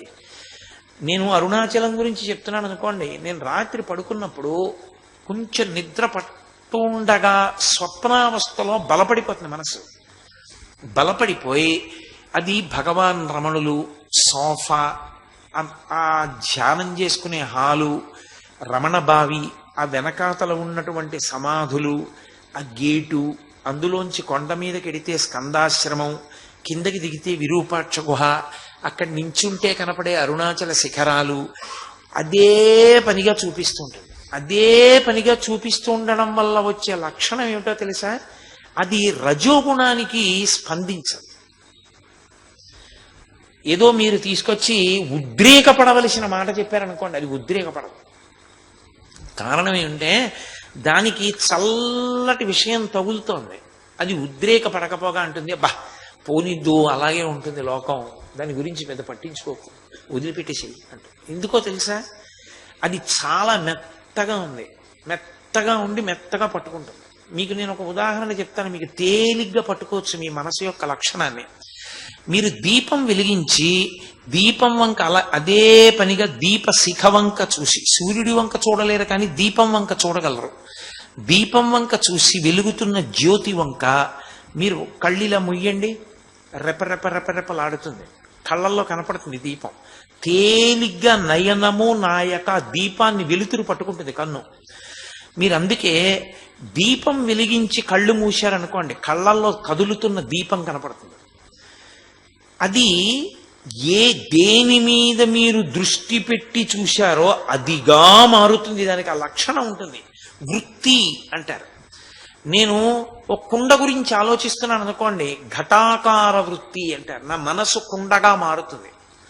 మారి కుండ ఇలా ఉంటుంది, నల్లగా ఉంటుంది, అంచు ఉంటుంది, పైన ఏదో బుడిపిలిగా ఉంటుంది, నీళ్లు పోస్తే చల్లగా ఉంటాయి, అందులో మనం కుండని బింది పట్టుకున్నట్టుగా ఏదో ఒక చేత్తో ఇలా ఎత్తితే పలుక్కుని విరిగిపోతుంది, కింద చెయ్యి పెట్టి కుండని పైకెత్తాలి అంటే కుండగా మారుతుంది. ఘటాకార వృత్తి అంటారు, వృత్తి అలా మారుతుంది. మారి తత్సంబంధమైన విషయాన్ని ప్రతిపాదన చేస్తుంది. అందుకే మీరు ఏ వస్తువుతో సంగం ఎక్కువ పెట్టుకుంటున్నారో ఆ వస్తువుగా మారుతూ ఉంటుంది. అది దానికి ఉన్న లక్షణం. అది ఒక ఉదాహరణ చెప్పాలి అంటే, నేను ఎప్పుడూ ఏదో ఓ వార్తాపత్రిక పట్టుకుని పైనుంచి కింద వరకు నేరాలు, దోపిడీలు, దొంగతనాలు, అదేంటి హత్యలు, అక్కర్లేనటువంటి మోసాలు, ఎవడెంత సంపాదించాడు, ఎవడ కారాగారంలో కూర్చున్నాడు, ఎవడి మీద ఎన్ని కేసులు ఎట్టారు, ఇవి ఒక్కటే నా బుర్ర నిండా పెట్టుకుంటున్నాను అనుకోండి. గంటకి న్యూస్ బులెటిన్ నువ్వు అదే పనిగా చూస్తూ ఉండడం, అదే మాట్లాడుతూ ఉండడం చేశాను అనుకోండి. మీరు గమనించండి, రాత్రి పడుకున్నప్పుడు భయమైనటువంటి విషయాలతో కూడుకున్న వాటిని ప్రతిపాదన చేస్తుంది. మనసుకున్న లక్షణం ఏమిటంటే ఆహార విహారముల చేత సంస్కరింపబడుతూ ఉంటుంది. అందుకే మీరు ఏం తింటున్నారు, ఎలా తింటున్నారు, మీరు ఎక్కడ తిరుగుతూ ఉంటారు, ఎలా తిరుగుతూ ఉంటారు, ఈ రెండే ప్రధానం. దానికి ఈ రెండిటి చేతనే ప్రభావితం అవుతుంది. మీకు నేను ఒక పచ్చి యథార్థం చెప్పాలంటే ఇదే పునర్జన్మలకి కారణం అవుతుంది. పునర్జన్మలు పోయి మోక్షానికి వెళ్ళిపోవాలన్నా, మళ్లీ పునర్జన్మలో పరమ భగవద్భక్తుడిగా పుట్టగలగాలన్నా, వచ్చే జన్మలో అతి హీనమైనటువంటి జీవితంలోకి వెళ్ళిపోవాలన్నా, మీరు ఇప్పుడు మనస్సుకి ఏం పెట్టి తయారు చేస్తున్నారన్నదే ప్రధానం. అందుకే భగవద్గీతలో కృష్ణ పరమాత్మ కుండ బద్దలగొట్టి చెప్పేశాడు, మన ఏవ మనుష్యాణం కారణం బంధమోక్షయో. బంధనమునకు కాని మోక్షమునకు కాని కారణము మనస్సు ఒక్కటే. మీరు బాగా గమనించుకుంటూ ఉండాలి, మీ మనసు దేనిని కోరుకుంటోంది. మీ మనస్సు మంచి విషయాలు కోరుకుంటోంది, దాన్ని నిరుత్సాహపరచకూడదు, అస్సలు నిరుత్సాహపరచకూడదు. అవి అందాయా అందలేదా పక్కన పెట్టేయండి. కానీ అవి అందలేదనేది పరితాపము చెందితే పరితాపాన్ని ప్రోత్సహించాలి. నేను మీకు ఒక ఉదాహరణ చెప్పాలంటే, నాకు మానస సరోవరం వెళ్ళాలని కోరిక, నేను వెళ్ళలేకపోతున్నాను అనుకోండి. మానస సరోవరం వెళ్ళలేకపోతున్నానని నేను ఎక్కువ బాధపడుతున్నాను అనుకోండి, నేను దాన్ని ఎందుకు అలా బాధపడతాం అనకూడదు, పడనాలి.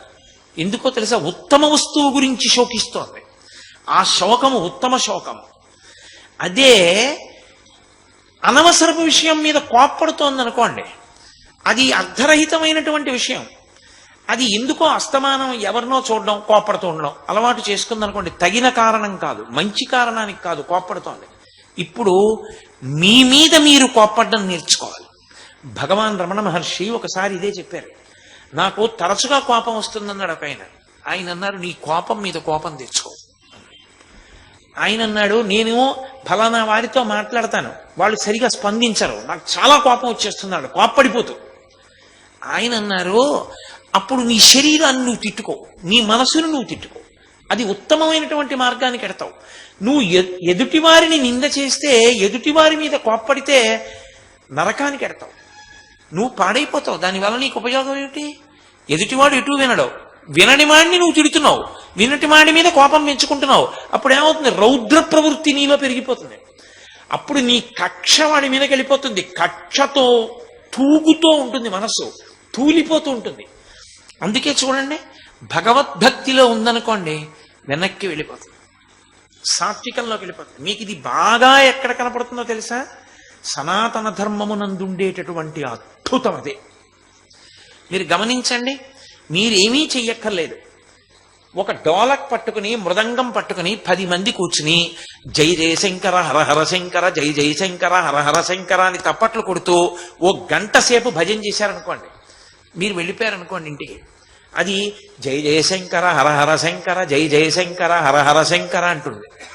మీరు గోదావరి గట్టుంది, గట్టు మీద చెట్టుంది అని పాడారనుకోండి, అది మీరు పాడమనకపోయినా గోదావరి గట్టుంది, గట్టు మీద చెట్టుంది అంట. గోదావరి మీద గట్టు, గట్టు మీద చెట్టు నిన్ను రక్షిస్తాయా? హరహర శంకర, జయ జయశంకర నిన్ను రక్షిస్తాయి. అందుకని విహారము, ఆహార విహారములు ఏ ఉంటాయో ఆ వాటి గురించి ముందు నువ్వు విచారణ చేసుకోవడం, నీ మనసుని జాగ్రత్త పెట్టుకోవడం, దాన్ని పరిశీలిస్తూ ఉండడం. అది ఏవడుగుతోంది గమనిస్తూ ఉండాలి ఎప్పుడు. అందుకే వేదాంత శాస్త్రమునందు మనసు పసిపిల్ల, బుద్ధి కన్న తల్లి. మనసుకి అక్కర్లేని విషయం ఉండదు. అసలు దానికి ఇది అడగచ్చా ఇది అడగకూడదా అన్న యుక్తాయుక్త విచక్షణ ఉండదండి. నన్ను నమ్మండి మీరు, అది అసలు అలా ఏం ఉండదు. దానికి అలా తప్పు కదా, అలా అడగచ్చా అని ఉండదు. అది ఎంత అసహ్యకరమైన విషయాన్నైనా ప్రతిపాదన చేసేస్తుంది.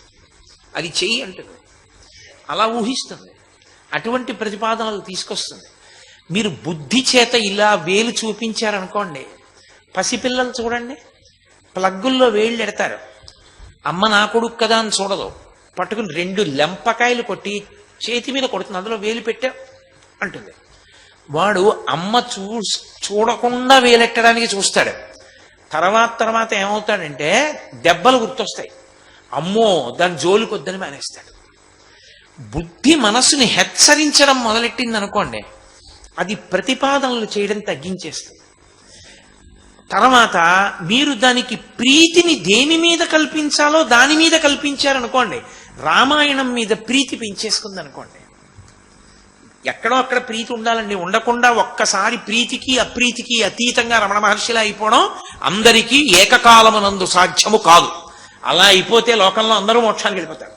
అది సాధ్యం కాదు, ఎంతో సాధనతో వెళ్ళాలి. అందుకని మొదటి మెట్టులో పరిశీలన ఎక్కడ అంటే, ఏది అడుగుతోంది? రామాయణం చదువుకుందామని అడుగుతోందా? ప్రశాంతంగా కూర్చుందామని అడుగుతోందా? ఇంకా కాసేపు జపం చేసుకుందామని అడుగుతోందా? మంచి విషయం ఏమైనా చూద్దామని అడుగుతోందా? ఏదైనా పెద్ద దేవాలయంలోకి వెళ్ళి ప్రశాంతంగా అలా కూర్చుని అలా భగవన్మూర్తుల్ని, సాయంకాలం వినపడేటటువంటి పాటల్ని అలా వింటూ, అసుర సంధ్య వేళలో మోగుతున్నటువంటి ఆ ధ్వజస్తంభపు చిరుగంటల చప్పుళ్ళు వింటూ ఓ గంట దేవాలయంలో కాసేపు అలా కూర్చుందామని ఏమైనా అనిపిస్తోందా దానికి? అది అడిగింది అనుకోండి, మీరు దాన్ని ప్రోత్సహించాలి. పిల్లాడమ్మా అమ్మ నేను టీ కాచి అమ్మ 1 గంట చదువుకుంటానమ్మా అంటే, అమ్మ టీ కాచి ఇచ్చినట్టు, అమ్మ నాకు నిద్ర పట్టేస్తుంది కొంచెం లేపే, అమ్మ లేపిన తర్వాత నేను గబుక్కులు పడుకుండిపోతాను, దగ్గరుండి కొంచెం చన్నీళ్లతో మొహం కడిగించవా అని అడిగితే సంతోషించి కడిగించిన అమ్మలా, టీ పెట్టి ఇచ్చిన అమ్మలా, అది ఏ చిన్న మంచి విషయం అడిగినా మీరు వెరీ గుడ్ చెయ్యి అని వెనక దన్నుగా నిలబడితే అది దాని మీద ఊంచుకుంటుంది, వెల్లిగా ఊంచుకుని అందులో నిలబడుతుంది. నిలబడిందనుకోండి విహారమును అలవాటు చేసుకుంటుంది. అప్పుడు దానికి ఏమవుతుందంటే, అది ఎప్పుడూ దాన్ని చూసి సంతోషపడడం అలవాటు చేసుకుంటుంది. దానికి రంజకత్వం అంటారు. రంజకత్వం అందులోంచి వస్తుంది. ఇప్పుడు అది ప్రమాదరహితమైనది. ఈ మనసే వెళ్ళిపోయేటప్పుడు కూడా ఏం చేస్తుందంటే, శరీరంలోంచి ఉద్గమిస్తుంది. ప్రాణోత్క్రమణంలో బయటికి వెళ్ళిపోతూ పంచేంద్రియాలని కూడబెట్టేసుకుని బయటికి వెళ్ళిపోతుంది. వెళ్ళిపోయేటప్పుడు ఎప్పుడూ ఏదలవాటో దాన్నే స్మరిస్తూ వెళ్ళిపోతుంది. వెళ్ళిపోయినప్పుడు మంచిని ఆలోచిస్తూ భగవంతుడి గురించి, శ్రీరామాయణం గురించి, రమణ మహర్షి గురించి, అరుణాచలం గురించి ఆలోచిస్తూ వెళ్ళిపోయింది అనుకోండి, వెళ్ళిపోగానే ఉత్తర జన్మలలో భగవంతుడికి దగ్గరైపోవడానికి వీలైన జన్మలోకి ఎడుతుంది. రజోగుణ సంబంధం పెట్టుకుంది అనుకోండి, దూరం అయిపోయేటటువంటి కొన్ని కోట్ల జన్మలు దూరం అవడానికి వీలుగా కిందకెడుతుంది.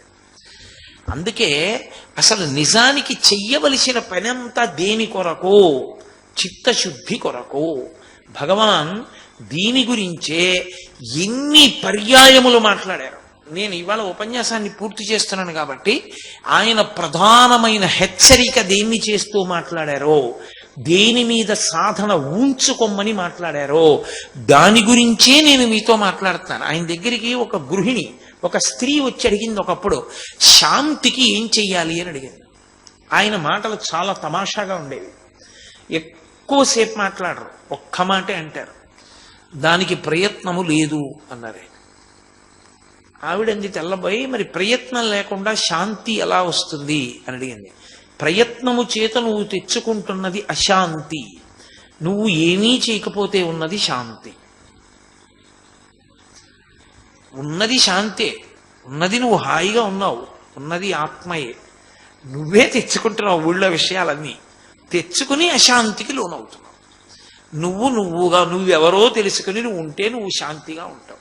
ఆవిడంది, దానికే నేను ఏ సాధన చెయ్యాలి అని అడిగింది. వాసన గెలు అన్నారు.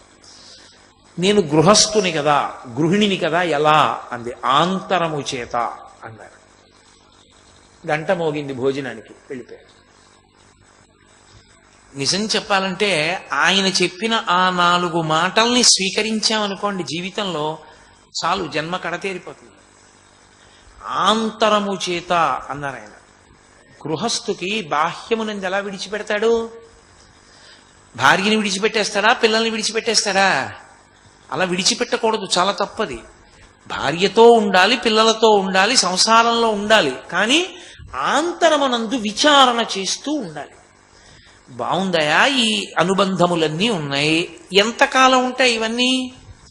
మా నాన్నగారు మా అందరి మీద, నా మీద, మా తమ్ముడి మీద, మా అక్క మీద, మా చెల్లెల మీద ఎంతో ప్రేమతో ఉండేవారు. మేము మా నాన్నగారి మీద ఎంతో ప్రేమతో ఉండేవాళ్ళం. ఒక రోజున మా నాన్నగారి శరీరంలోంచి ప్రాణములు ఉద్గమించాయి, బయటికి వెళ్ళిపోయాయి. ఆ తర్వాత వెళ్ళి మేము నాన్నగారండి, నాన్నగారండి, నాన్నగారండి అని ఎంత పిలిచినా పలికిందా? ఇక పలకలేదు. ఒక్కసారి ఊపిరి బయటికి వెళ్ళేవరకే ఇవి. ఊపిరి వెళ్ళిపోయాక ఇక లేదు. ఊపిరి వెళ్ళిపోయాక కూడా అనుబంధం ఈశ్వరుడితో. కనుక దానికి ఎక్కువ విలువి. దీనికి విలువ తగ్గించుకుంటూ వెళ్ళు. నువ్వు ఇక పెట్టె సర్దేసేయడం ప్రారంభం అయిపోతోందన్న దగ్గర నుంచి ఇక దాని వైపు ఎక్కువ ఒరిగిపో, దీని వైపు తగ్గించేసుకో. అదే లోపల ఆంతరముగా వాసనలు తగ్గించుకో, అన్నిటిలో కలగజేసుకోకు. వాళ్ళకి తెలుసు, అందుకే శాస్త్రం కూడా అంత గమ్మత్తుగా విధించింది. నేనున్నాననుకోండి, నా కొడుకు పుట్టాడు, నామకరణం చేశాను, బాలసార చేశాను, ఏదో వాడికి ఉపనయనం చేశాను, మంత్రోపదేశం చేశాను, చదివించాను, వాడు వృద్ధిలోకి వచ్చాడు, రేపు వాడికి పెళ్లి చేస్తాను. తర్వాత ఏం చేస్తాను? నేనేమీ చేయను. ఎందుకని? వాడికి ఓ కొడుకు పుట్టాడు అనుకోండి, ఎవరు కూర్చుంటారు పీటల మీద? వాడు వాడి భార్య కూర్చుంటారు. వాడికి అక్షరాభ్యాసం చేస్తే వాడు కూర్చుంటాడు. వాడికి పెళ్లి చేస్తే వాడు కూర్చుంటాడు స్నాతకానికి. ఉపనయనం చేస్తే వాడు కూర్చుంటాడు బ్రహ్మోపదేశానికి. నేనేం చేస్తాను? అక్షతలు వేస్తాను పెద్దవాళ్ళని. అంటే శాస్త్రంలో హెచ్చరిక ఏమిటి? నువ్వు కూర్చుని చెయ్యవలసింది అయిపోయిందా? అయిపోయింది. అయిపోయిందని ఎందుకు చెప్పారు? ఇంకా పెద్దవాడివి కదా, నువ్వే చెయ్యని చెప్పలేదు, పిల్లాడు చేసుకుంటాడని చెప్పారు. ఎందుకని? నువ్వే చెప్పులు ఇప్పేసావో ఆ చెప్పుల్లోకి కొడుకు కాలు పెట్టేశాడు. నువ్విప్పుడు ఎవడి కాళ్ళు పట్టుకోవాలో అవి పట్టుకోవడం ప్రారంభం చేసేయాలి. అది వాసనలు గెలవడం అంటే. కాక ఎప్పుడు ఇటే ఒరిగుంటానంటే నీకు శాస్త్రం వద్దని చెప్పింది, అయినా ఇంకా ఓ మనవలు, ముని మనవలు, విర్రితా ఉండకూడదని అనలేదు. బాహ్యమునందు నేను తాతనవ్వాలి, మంచి మనవలు పుట్టాలి, కోరిక ఉండాలి, కానీ పరమేశ్వరుణ్ణి త్యాగం చేయకూడదు దానికోసం. నేను అన్నీ మానేస్తానండి, సంధ్యావందనం కూడా మానేస్తానండి, గాయత్రి కూడా మానేస్తానండి, నాకు మనవలు పుడితే నేను వాళ్ళతో ఆడుకుంటానండి అనకూడదు. నాకు మనవలు పుట్టినా నేను తాతనైనా అండి, ఇంకొక పాదములకు ఇంకా దగ్గర అవుతున్నాను, ఇంకా గట్టిగా పట్టుకుంటాననాలి తప్ప, తాత అనిపించావు కాబట్టి నిన్ను వదిలేస్తున్నాను, వాళ్ళని పట్టుకుంటాను, నీ కర్మ. అది ఆంతరము చేత వాసనలు గెలవడం మొదలుపెట్టు. బాహ్యమునందుండు, ఆంతరమునందు ఒరగడం మార్చుకో. మీరు చూడండి, అందుకే పూర్వం పిల్లలు ఆడుకునేవారు, ఇటువైపు వాళ్ళు కిందకి దిగితే అటువైపు వాళ్ళు పైకి లేస్తారు, అటువైపు వాళ్ళు కిందకి దిగితే ఇటువైపు వాళ్ళు పైకి లేస్తారు. ఎటువైపుకి నువ్వు ఒరిగిపోవాలో నేర్చుకోవాలి. పట్టు విడుపు, పట్టు విడుపు, దేన్ని పట్టుకుంటూ ఉండాలో దేన్ని విడిచిపెడుతూ ఉండాలో రావాలి. అది రాలేదనుకోండి, ఎప్పుడూ ఒకటే పట్టు కూర్చుంటానంటే అది పట్టు కూర్చోడానికే పుడుతూ ఉండాలి. ఒకటి పట్టుకోవడం విడిపోవడానికి, ఇంకొకటి పట్టుకోవడం పట్టుకుంటూనే బతకడానికి. అందుకని ఎలా బ్రతకాలో నేర్చుకోవడానికి వాసనలు గెలు. అందుకని భగవాన్ ఏం చెప్పేవారంటే, లోపలి నేను దగ్గరికి వెళ్ళిపోవడం అంత తేలిక అనుకుంటున్నావేమో, లోపలి నేను దగ్గరికి వెళ్ళిపోవడానికి ఇది మార్గం అని చెప్తే నువ్వు ఓ గంట కూర్చుంటే వెళ్ళిపోలేవు. కావ్యకంఠ గణపతి ముని వెళ్ళలేకపోయారు. విరూపాక్ష గుహలో కూర్చో, నేను కూర్చున్న చోట కూర్చున్నారు. కూర్చుని అసలు నేను దగ్గరికి ప్రయాణం చేశారు, 1 గంట సేపు వెళ్ళారా? నిర్ద్వందంగా వెళ్ళలేదు, ఏమీ వెళ్ళలేదు. బయటికి వచ్చి నేను ప్రయత్నం చేశానని చెప్పారు. కొంత ప్రయత్నం చేశాను, కానీ నాకు దొరికింది, ఆధారం దొరికింది, ప్రయాణం మొదలు పెడతానన్నారు.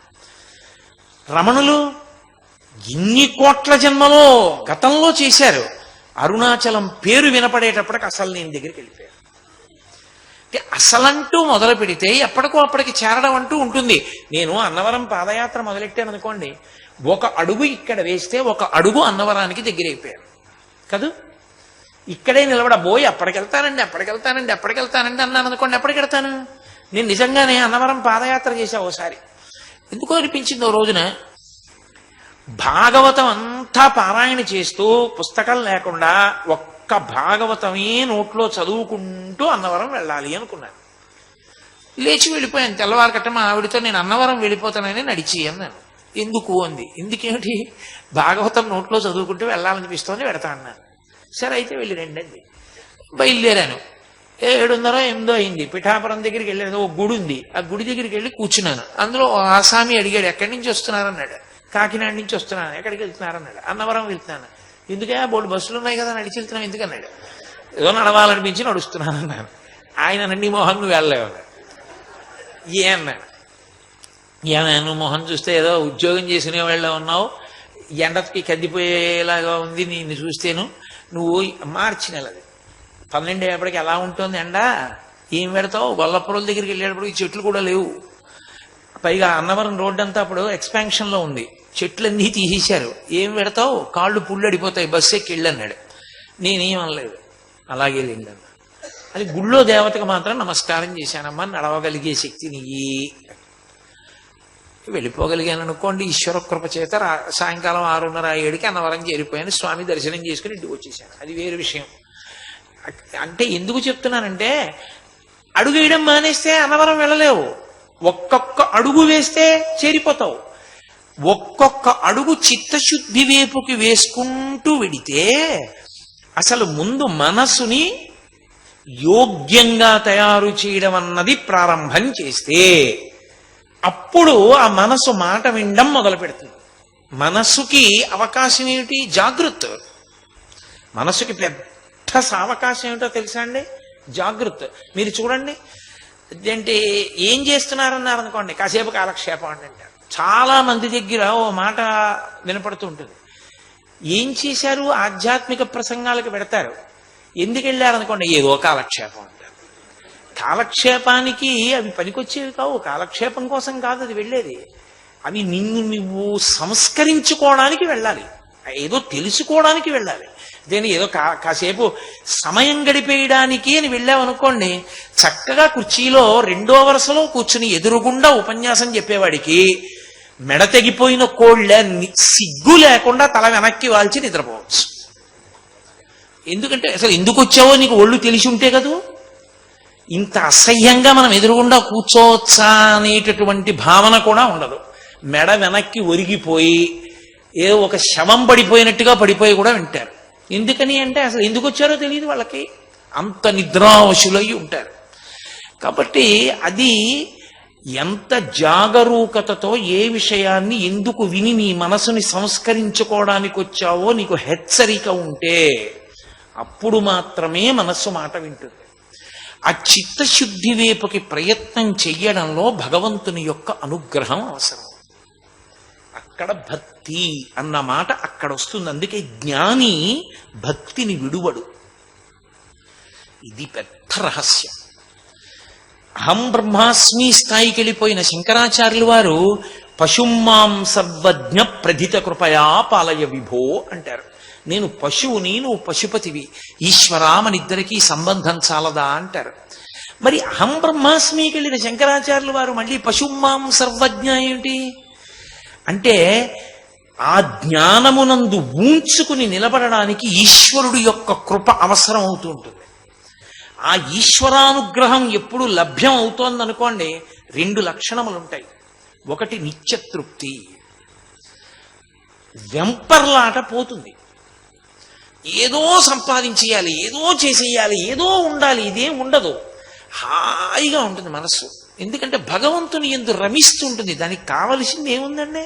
సంతోషం పొందడానికి రమించాలి. ఒకడికి సినిమాలో రమిస్తుంది, ఒకడికి దుర్వ్యసనంలో రమిస్తుంది, ఒకడికి పేకాట్లో రమిస్తుంది, ఒకడికి మద్యపానంలో రమిస్తుంది, ఒకడికి ధ్యానంలో రమిస్తుంది, ఒకడికి దేవాలయంలో రమిస్తుంది, ఒకడికి త్యాగరాజస్వామి కీర్తనకి రమిస్తుంది. దేనికి నీ మనసు రమించిందన్న దాన్ని బట్టి నీ స్థితి ఆధారపడింది. రమించడం ప్రధానమైతే అందరి మనసులు రమిస్తున్నాయి. రమించని మనసు లేదు. అన్ని మనసులు రమిస్తాయి. దేనికి రమిస్తున్నాయి అది కావాలి. గురువు అందుకే అడుగుతాడు, నీకే కల వస్తోందని అడుగుతూ ఉంటారు. అబద్ధం చెప్పకూడదు గురువుగారి దగ్గర. గురువుగారు నాకు ఫలానా కల వస్తోంది, దాన్ని బట్టి మనసు యొక్క సంస్కారము తెలిసిపోతుంది. కలలో నిద్ర పట్టనంతగా అరుణాచలం కనపడుతోందండి. నువ్వు చాలా చాలా సంతోషించాలి. ఒక్క పూట నిద్ర లేక నిజమే చాలా వేడి చేస్తుంది, కంఠం పోతుంది, కానీ ఎంతో ఆనందించాలి. ఎందుకని? బడలిపోతోంది మనసు, నిద్రపోదాం అనుకుంటోంది అది, కానీ దాన్ని ఆలోచనలు చుట్టుముట్టేస్తున్నాయి.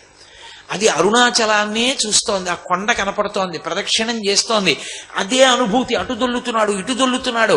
రమణులు కూర్చుని పెద్దవారైపోయి ఇలా కంఠం ఊగుతున్నట్టు, తనక్కడ కూర్చున్నట్టు చూస్తున్నట్టు, అక్కడే నిరంజనానంద స్వామి కళ్ళజోడు పెట్టుకుని ఏదో చూపిస్తున్నట్టు, భగవానులు తెల్లటి గోచి పెట్టుకుని ఓ కాలు ఎత్తి పెట్టి కూర్చుని ఏదో చదువుతున్నట్టు, ఇవే చూస్తోంది. చూడ్డంలో సంతోషపడిపోవడంలో అది పడుకోవట్లేదు. పిల్లలు చూడండి, వాళ్ళకి ఇష్టమైన క్రికెట్ మ్యాచ్ ఉందనుకోండి, వాళ్ళకి నిద్ర రాదు, వాళ్ళ చూస్తూ కూర్చుంటారు. అలా మనసు రంజిల్లిపోతోంది అనుకోండి, అరుణాచలం మీద నిద్రపోతుంది. వాడు తెలివేసి ఉంటాడు. అప్పుడు అలా తెలివేసి ఉన్నవాడు చేతకానివాడు కాడు, వాడు తరించిపోతున్నవాడు. యానిషా సర్వభూతానాం తస్యా జాగృతి సంయమి యస్యా జాగృతి భూతాని తస్యా సానిషాహ పశ్యతో మునేహే. సమస్త ప్రపంచము భోగముల యందు నిద్రపోతుంటే యోగి ఒక్కడే తెలివిగా ఉంటాడు. అప్పుడు అంటే అందరూ రజోగుణ తమోగుణములకు లొంగి ఉంటే ఆయన ఒక్కడే ఈశ్వరుడు గురించి ధ్యానం చేస్తున్నాడు. ఆ స్థితికి మనస్సు వెళ్ళిందనుకోండి, తరిస్తున్నాడని గుర్తు. అలా వెళ్ళలేదు. ఎప్పుడు వంట పట్టని వేదాంతం అంటారు. అందుకే గుళ్ళోకి ఎడతాడు, ఇంటికి వస్తాడు, రామాయణం చదువుతాడు, పడుకుంటాడు, భారతం వింటాడు, ఇంటికి ఎడతాడు, కానీ ఎప్పుడు ఆలోచనలు మాత్రం ఎంత సంపాదిద్దాం, ఎలా అనుభవిద్దాం, ఏం చేద్దాం, దీని మీదే ఉంటాయి. తృప్తితో ఉండలేడు. తృప్తి ఎప్పుడు? మనసు రంజిల్లిపోయింది అనుకోండి, తృప్తి పొందేస్తుంది. అది రంజిల్లిపోయింది ఎందులో? రామాయణంలో, ఎందులో? అరుణాచలంలో, ఎందులో? రమణుల దగ్గర, ఎందులో? పరమాచార్య స్వామి వారి పాదాల దగ్గర. ఇప్పుడు దానికి ఇంకో వస్తువు అక్కర్లేదు రంజిల్లడానికి. త్యాగరాజస్వామి కీర్తనలు వింటే రంజిల్లిపోయిన మనసుకి ఇంకా సినిమా అక్కర్లేదు. మీరు వెళ్ళరండి, నేను ఈ కీర్తనలు వినేస్తాను, ఈ సీడీ అంటాడు. ఎందుకని? ఆయనకి రంజిల్లడానికి ఇంకోటి అక్కర్లేదు, ఇది చాలు. ఆయనకి రంజిల్లిపోవడానికి ఒకటి ఉంది. నువ్వు కొత్తగా తెచ్చి ఆయన ఏదో రంజిల్లమని చెప్పడానికి ఆయనకి అవసరం లేదు. ఆయనకున్నది ఆయనకి చాలు. ఆయన అలా దేని వలన రంజిల్లుతున్నాడో దానిని బట్టి ఆయన జీవుడు ఏమవుతాడో తెలిసిపోతుంది. మనసు అలా ఉన్నదా? దానికి తగినట్టు సాధన చేస్తున్నావా? అలా ఆహార విహారములు ఉన్నాయా? అలా లేకపోతే తస్మాత్ జాగ్రత్త జాగ్రత్త. అది నటన కాదు, లోపల నుంచి వచ్చేస్తుంది ఆ భావన, ఆ తృప్తి వచ్చేస్తుంది, వెంపర్లాట ఉండదు ఇంకా. అందుకే భగవాన్ రమణ మహర్షి దగ్గరికి ఒక వ్యక్తి వెండి పొన్నుకర్ర తెచ్చాడు. తెచ్చి చేతిలో పెట్టాడు. ఆయన ఇలా చూసి చాలా బాగుంది, వాడుకోండి అన్నారు. ఆయన అన్నాడు, అయ్యో నేను వాడుకోవడానికి కాదండి, మీకు తెచ్చానన్నాడు. ఎందుకు? నేను పట్టుకు నిలబడ్డానికి కర్ర ఉందిగా, వెండి పొన్ను కర్ర ఎందుకు? నాకు అక్కర్లేదు, మీరు వాడుకోండి. మీరు అధికారులు, బాగా డబ్బున్నవారు, చదువుకున్నారు, మీకు బాగుంటుంది, నాకెందుకు? గోచిపెట్టుకు తిరిగేవాణ్ణి, నాకు ఇది చాలు. ఆయన వాడుకున్నటువంటి కప్, మనం కప్ అంటాం కదా, ఏదైనా పదార్థం కాసిన పాలో గంజో పోస్తే తాగడానికి ఒక కప్ వాడతాం. కప్పు, మీ ఇంట్లో ఉన్న కప్పు మీ యొక్క ఆర్తిని చూపిస్తుంది. ఎంత తాపత్రయం ఉందో సుఖాన్వేషణ ఎందు తెలుస్తుంది. ఒకడు 1000 రూపాయల కప్పులో తాగుతాడు, ఒకడు బంగారు కప్పులు చేయించుకుని జైల్లో ఉంటాడు. ఎందుకది? దేంతో చేయించుకున్నావు కాదు, సంతోషంగా తృప్తిగా తాగావా? రమణులు దేంట్లో తాగారో తెలుసా? సంకటి. రోడ్డు మీద ఎండిపోయిన కొబ్బరి చిప్ప పారేస్తే ఆ కొబ్బరి చిప్ప తీసుకొచ్చి పైన ఉన్నటువంటి ఆ తుక్కంతా జాగ్రత్తగా తీసేసి పెంకు పెట్టి గోకేసి గరుకు నేల మీద పెట్టి దాన్ని గోకేవారైన సమానంగా అరిగేది. ఆ సమానంగా అరిగిపోయి చిన్న పీచు కూడా లేకుండా ఉన్న ఎండు కొబ్బరి చిప్ప ఆయన సంకటి తాగడానికి కప్. ఓసారి ఒక వ్యక్తి ఆయనకి వెండి కప్పుల సెట్ తెచ్చాడు. ఆయన చూసి బాగుంది, చాలా బాగుంది, మీరు తాగండి అని. అబ్బో మాకెందుకు, ఆఫీసులో పెట్టండి. ఆయన తృప్తి ఎక్కడ? దీనికి సంకటి పొయ్యాలి, కొబ్బరి చిప్ప చాలు. ఎందుకని అడిగారు. ఈ వెండి కప్పులో తాగితే ఏమవుతుందన్నారు. ఆయన ఏమన్నారో తెలుసా? స్వామి అందరివాడు, ఓడు కప్పు అడుగుతాడు, స్వామి నాకు ఇస్తారా వెండి కప్పు అంటాడు.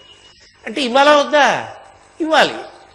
అబ్బాయి నేను నాదండి వెండి కప్పు, ఎలా ఇస్తారండి అంటే ఈయనే స్వామి అంటారు. ఇచ్చేశారనుకోండి, అదేంటి స్వామి ఇచ్చేశారంటారు.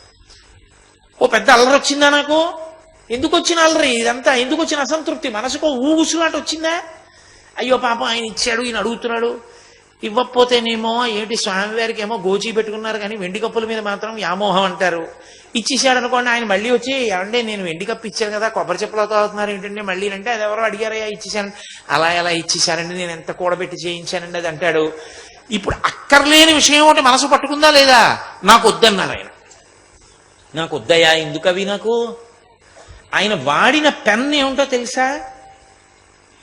ఆయన దగ్గర ఉన్న అంత్యవాసుల్లో ఒకటి రోడ్డు మీద వస్తూ వస్తూ పెన్ అట్టుకొచ్చాడు, క్యాప్ లేని పెన్ను పట్టుకొస్తే ఏమిటదని అడిగారు ఆయన. రోడ్డు మీద దొరికిందండి, ఎవరిదో తెలియలేదు, పట్టుకొచ్చానన్నాడు. అది ఇలా గీయని దాంతో రాసుకునేవారు ఆయన. నేను ఇచ్చాను, ఎవరికో ఇచ్చారు, నేను ఇచ్చింది ఏమైందని అడిగేవాళ్ళు లేడు. నేను శాంతిగా ఉండడం ప్రధానం. అది యుక్తాహార విహారస్య. మనసు ప్రశాంతంగా ఉండడానికి వస్తువులు తప్ప వస్తువుల వలన ప్రశాంతత అనుకుంటే వాడి జన్మాంతరంలో వాడికి తృప్తి ఉండదు. ఇవాళ 500 రూపాయలు కప్పు పెట్టుకున్నావు, రేపు పక్కింటికి వెళ్ళావు, వాడెవడో ఇటలీ నుంచి తీసుకొచ్చాడు ఇంకో కప్పు 1000 రూపాయలు, వెంటనే ఏడుపు. మన దగ్గర బర్మా కప్పే ఉంది, వాడి దగ్గర ఇటలీ కప్పు ఉంది. ఇప్పుడు ఏం చేయాలి? ఇటలీలో ఉన్నవాడెవడో నెట్ ఓపెన్ చేసి వాడితో స్నేహం చేయాలి. చేసి అంటే మీరు వచ్చేటప్పుడు 6 కప్పులు తెచ్చిపెట్టండి అని అడగాలి. ఎందుకంత ప్రయాస?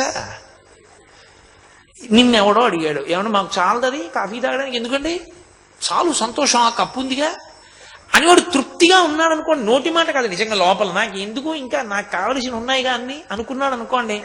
ఇప్పుడు అసలు వాడు బాధపడ్డానికి ఏముంది నాకు చెప్పండి?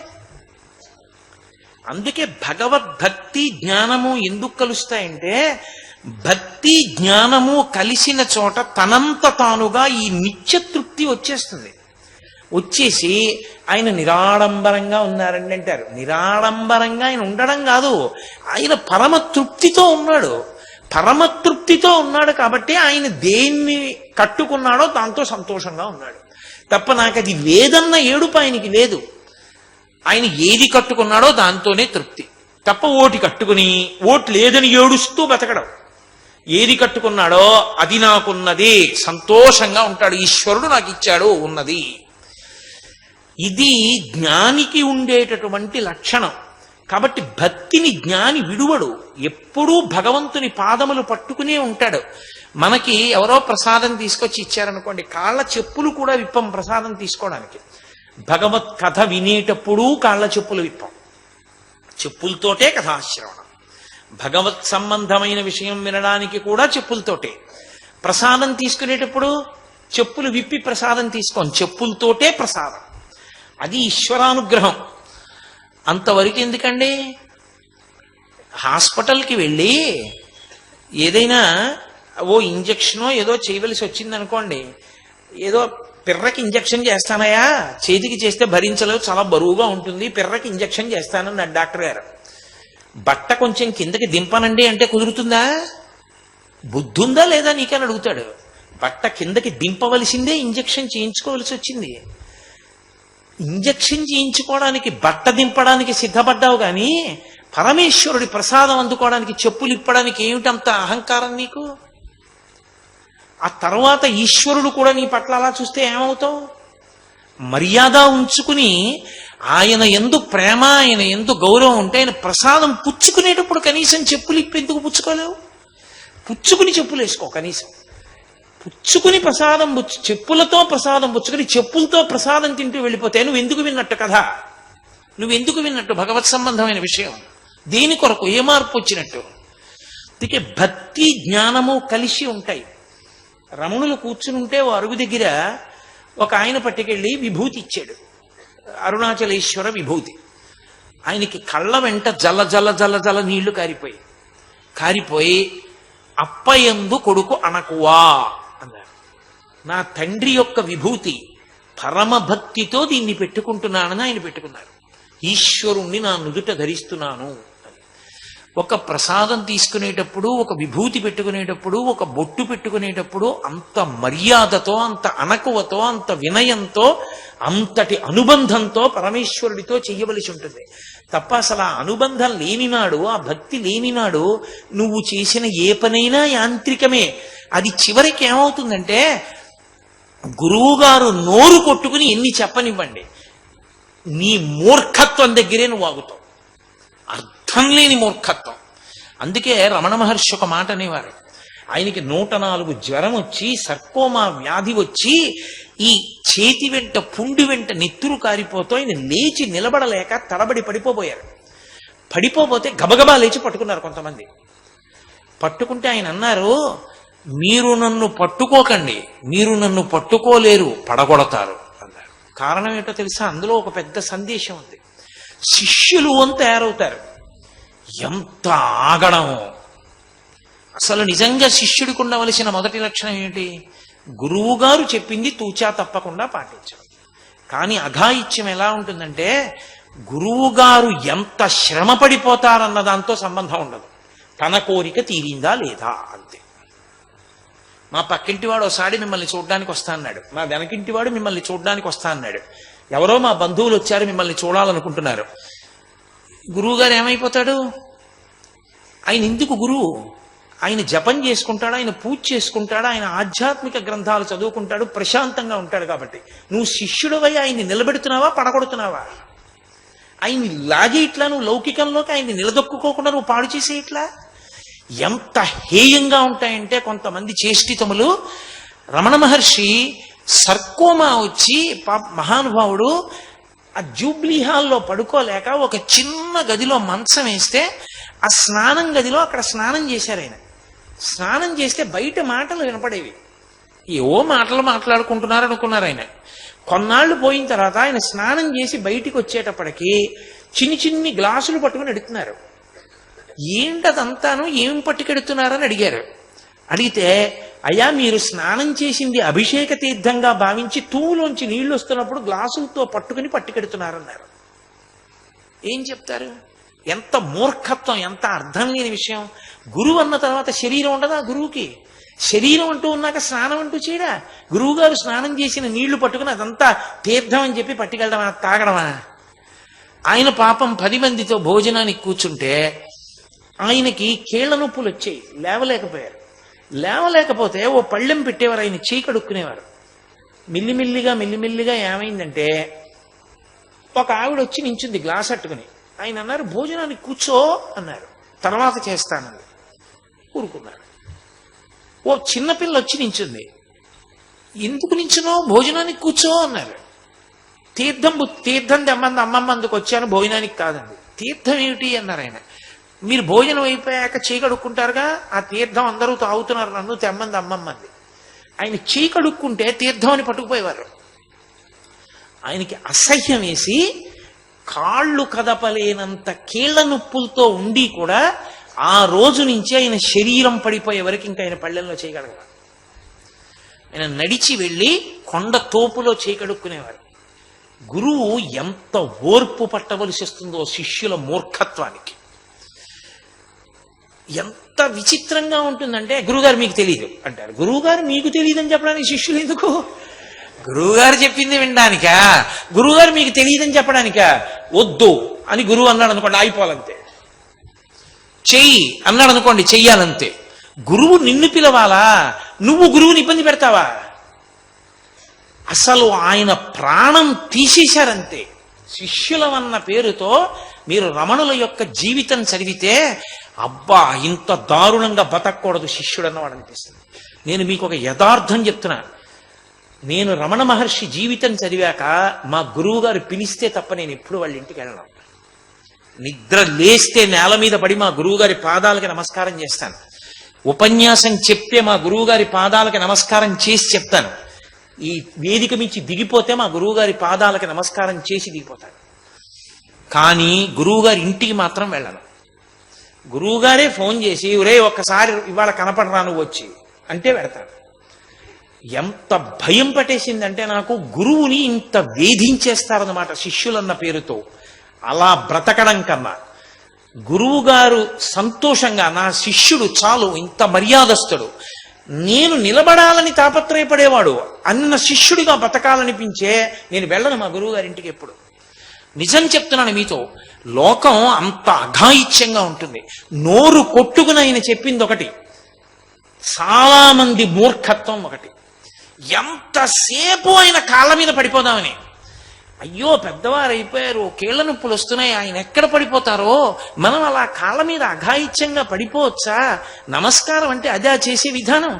నమస్కారం అంటే గౌరవ ప్రకటనానికి ఇలా మర్యాదతో నిలబడితే సరిపోదా?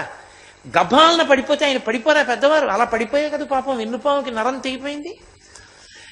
అందుకని అయ్యో మనం ఎంత శిష్యుడు గురువు అంటే అనుబంధం పద్మము భృంగములా ఉండాలి. గురువు మీద ఆ భృంగం వాలి తుమ్మెద తేనెని ఎలా జుర్రుకుంటుందో, గురువు గారి దగ్గర విద్య గురువుకి అలసట కలగకుండా తెలుసుకోవాలి. అంతేకాని గురువు విసిగెత్తిపోయి భయపడిపోయి పారిపోయేటట్టు చేయడం అదే శిష్యరికం అంటే.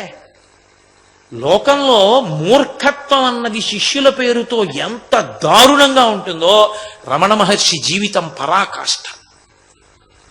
మహానుభావుడు ఎంత ఓర్పు పట్టారో ఆయనకి. కాబట్టి చెల్లింది నిజంగా మనసు ఊగిపోకుండా, కోపతాపాలకి లోనైపోకుండా, విసిగెత్తిపోకుండా భగవద్విషయం మీద అలా నిలబెట్టడానికి ఆయన ఎంత శ్రమ చేస్తే అసలు మనసుని నిలబెట్టారు.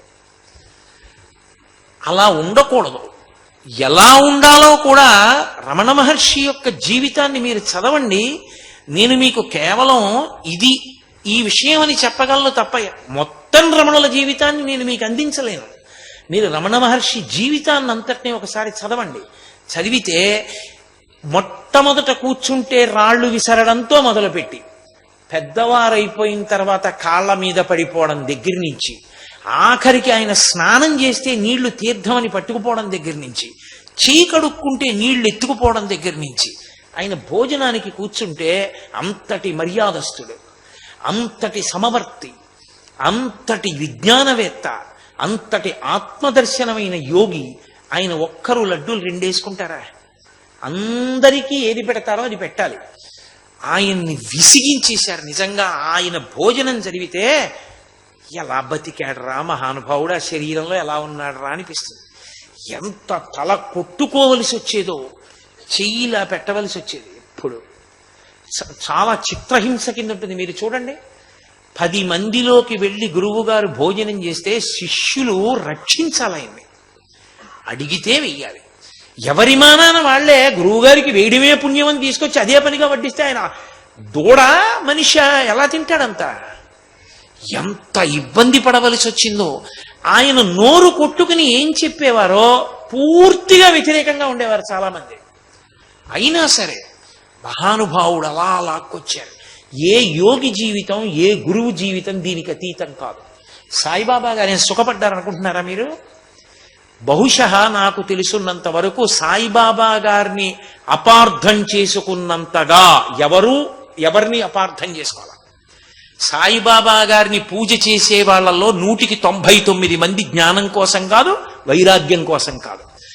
ఆయన జీవితాన్ని ఎవరిష్టం వచ్చినట్టు వాడు వ్యాఖ్యానం చేసేసి, ఎవడి నోటికొచ్చినట్టు వాడు మాట్లాడేసి, ఆయన దగ్గరికి వెడితే ఏదైనా అయిపోతుంది. కాబట్టి శాస్త్ర విరుద్ధంగా ఏం చేసేసినా సాయిబాబా గారి మార్గంలో ఉన్నామని ఒక మాట అంటే సరిపోతుంది. ఆయన సిగ్గుతో ఎంత ఏడుస్తుంటారో అర్థం చేసుకుంటే అరే రే మనం ఇలా బతకూడదనిపిస్తుంది. ఆయన ఎన్నడూ అలా చెప్పలేదు. నేను ప్రతి పుట 1000 క్యాండిల్స్ బల్బేసి చదివా. ఆయన అలా చెప్పలేదు. చెప్పని వాటినన్నింటినీ ఆచరించారు.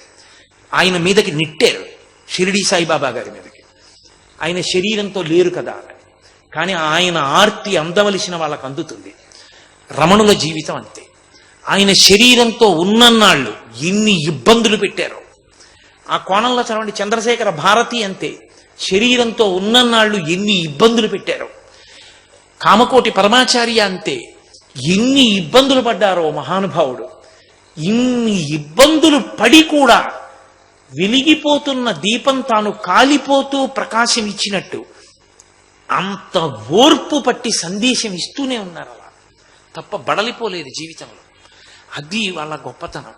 అంతటి మహాపురుషులు. అందుకే వాళ్ళ పేరు చెప్తే చాలు లోకం గౌరవించింది, జ్ఞానం కలిగింది, భగవంతుని యొక్క అనుగ్రహం కలిగింది. ఇన్ని గొప్ప మార్గాలు ఆయన జీవితంలో మనకి ఆచరణ ద్వారా చూపించారు. ఒక జ్ఞాని ఎలా ఉంటాడో, ఎంత నిస్సంగంగా ఉంటాడో, ఎంత ప్రశాంత స్థితిలో ఉండడానికి ఇష్టపడతాడో, మనసుకి ఏ రాగద్వేషాలు అంటుకున్నా మళ్ళీ పునర్జన్మలోకి వెళ్ళిపోతాడు. ఏ రాగద్వేషములు అంటకుండా చేతికి నూనె రాసుకుని పనస పండు కొట్టి తొనలు తీసే వ్యక్తి ఎలా ఉంటాడో, మాట్లాడడం మొదలుపెట్టిన దగ్గర నుంచి అంత జాగ్రత్తగా సందేశమే తప్ప ప్రతి అడుగు తీసి అడుగు వేస్తే సందేశమే. అందుకే అసలు రమణుల జీవితం లాంటి అద్భుతమైన జీవితం మీకు ఎక్కడ కనపడదు. అంతటి మహాపురుషుడు. శరీరము కాష్టము, ఇది సాక్షి ఆత్మ అంటే కట్టకడపటి వరకు అంతే. ఆ మాటకి ఇంకొక మాట లేదు. దాన్ని రక్షించుకోవడం కోసం ఆయన ఒకసారి పచ్చకామెరలు తగ్గించుకోవాలనుకున్నారు. డాక్టర్లకి లొంగలేదు, తగ్గిపోయింది. ఆయన అనుకుంటే సర్కోమా తగ్గించుకోలేరా? ఎందరో అడిగారు. ఎప్పుడో అప్పుడు పడాలి శరీరం. నింద లేకుండా బొందిపోదు. ఏదో కారణం లేకుండా డెత్ సర్టిఫికేట్ ఎలా ఇస్తారు? ఏదో కారణం రాసి డెత్ సర్టిఫికేట్ ఇవ్వాలి. హార్ట్ ఫెయిల్యూర్ అన్నా రాయాలి, రెస్పిరేటరీ ట్రబుల్ అన్నా రాయాలి, లేకపోతే సెంట్రల్ నర్వస్ సిస్టమ్ డిజార్డర్ వచ్చిందనన్నా రావాలి. ఏదో ఒకటి రాయాలి, రాసి చచ్చిపోయాడని చెప్పాలి. నింద లేకుండా బొంది ఎలా పోతుంది? ఈ బొంది పడిపోవలసిందే. ఎన్నాళ్ళు వచ్చిన పుళ్ళన్నీ తగ్గిస్తావు దానికి?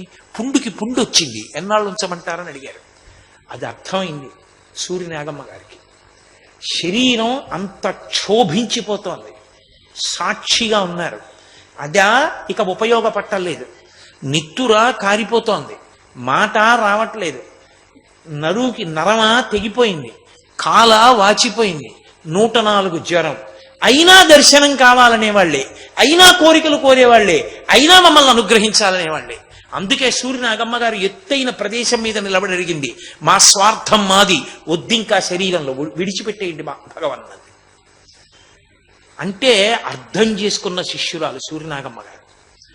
అది ఆయన శరీరం ఎంత కందిపోయినా, ఎంత శిథిలమైపోయినా లోకానికి సందేశం ఇస్తూనే ఉన్నారు.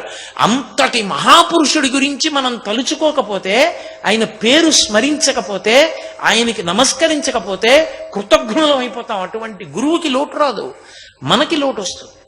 అందుకే పోతన గారు భాగవతంలో ఈ నేను గురించి చెప్తూనే ఓ మాట అంటారు, విజ్ఞాన దారి తెలియక. ఎంత అద్భుతంగా మొదలుపెట్టారంటే చిన్న పద్యం.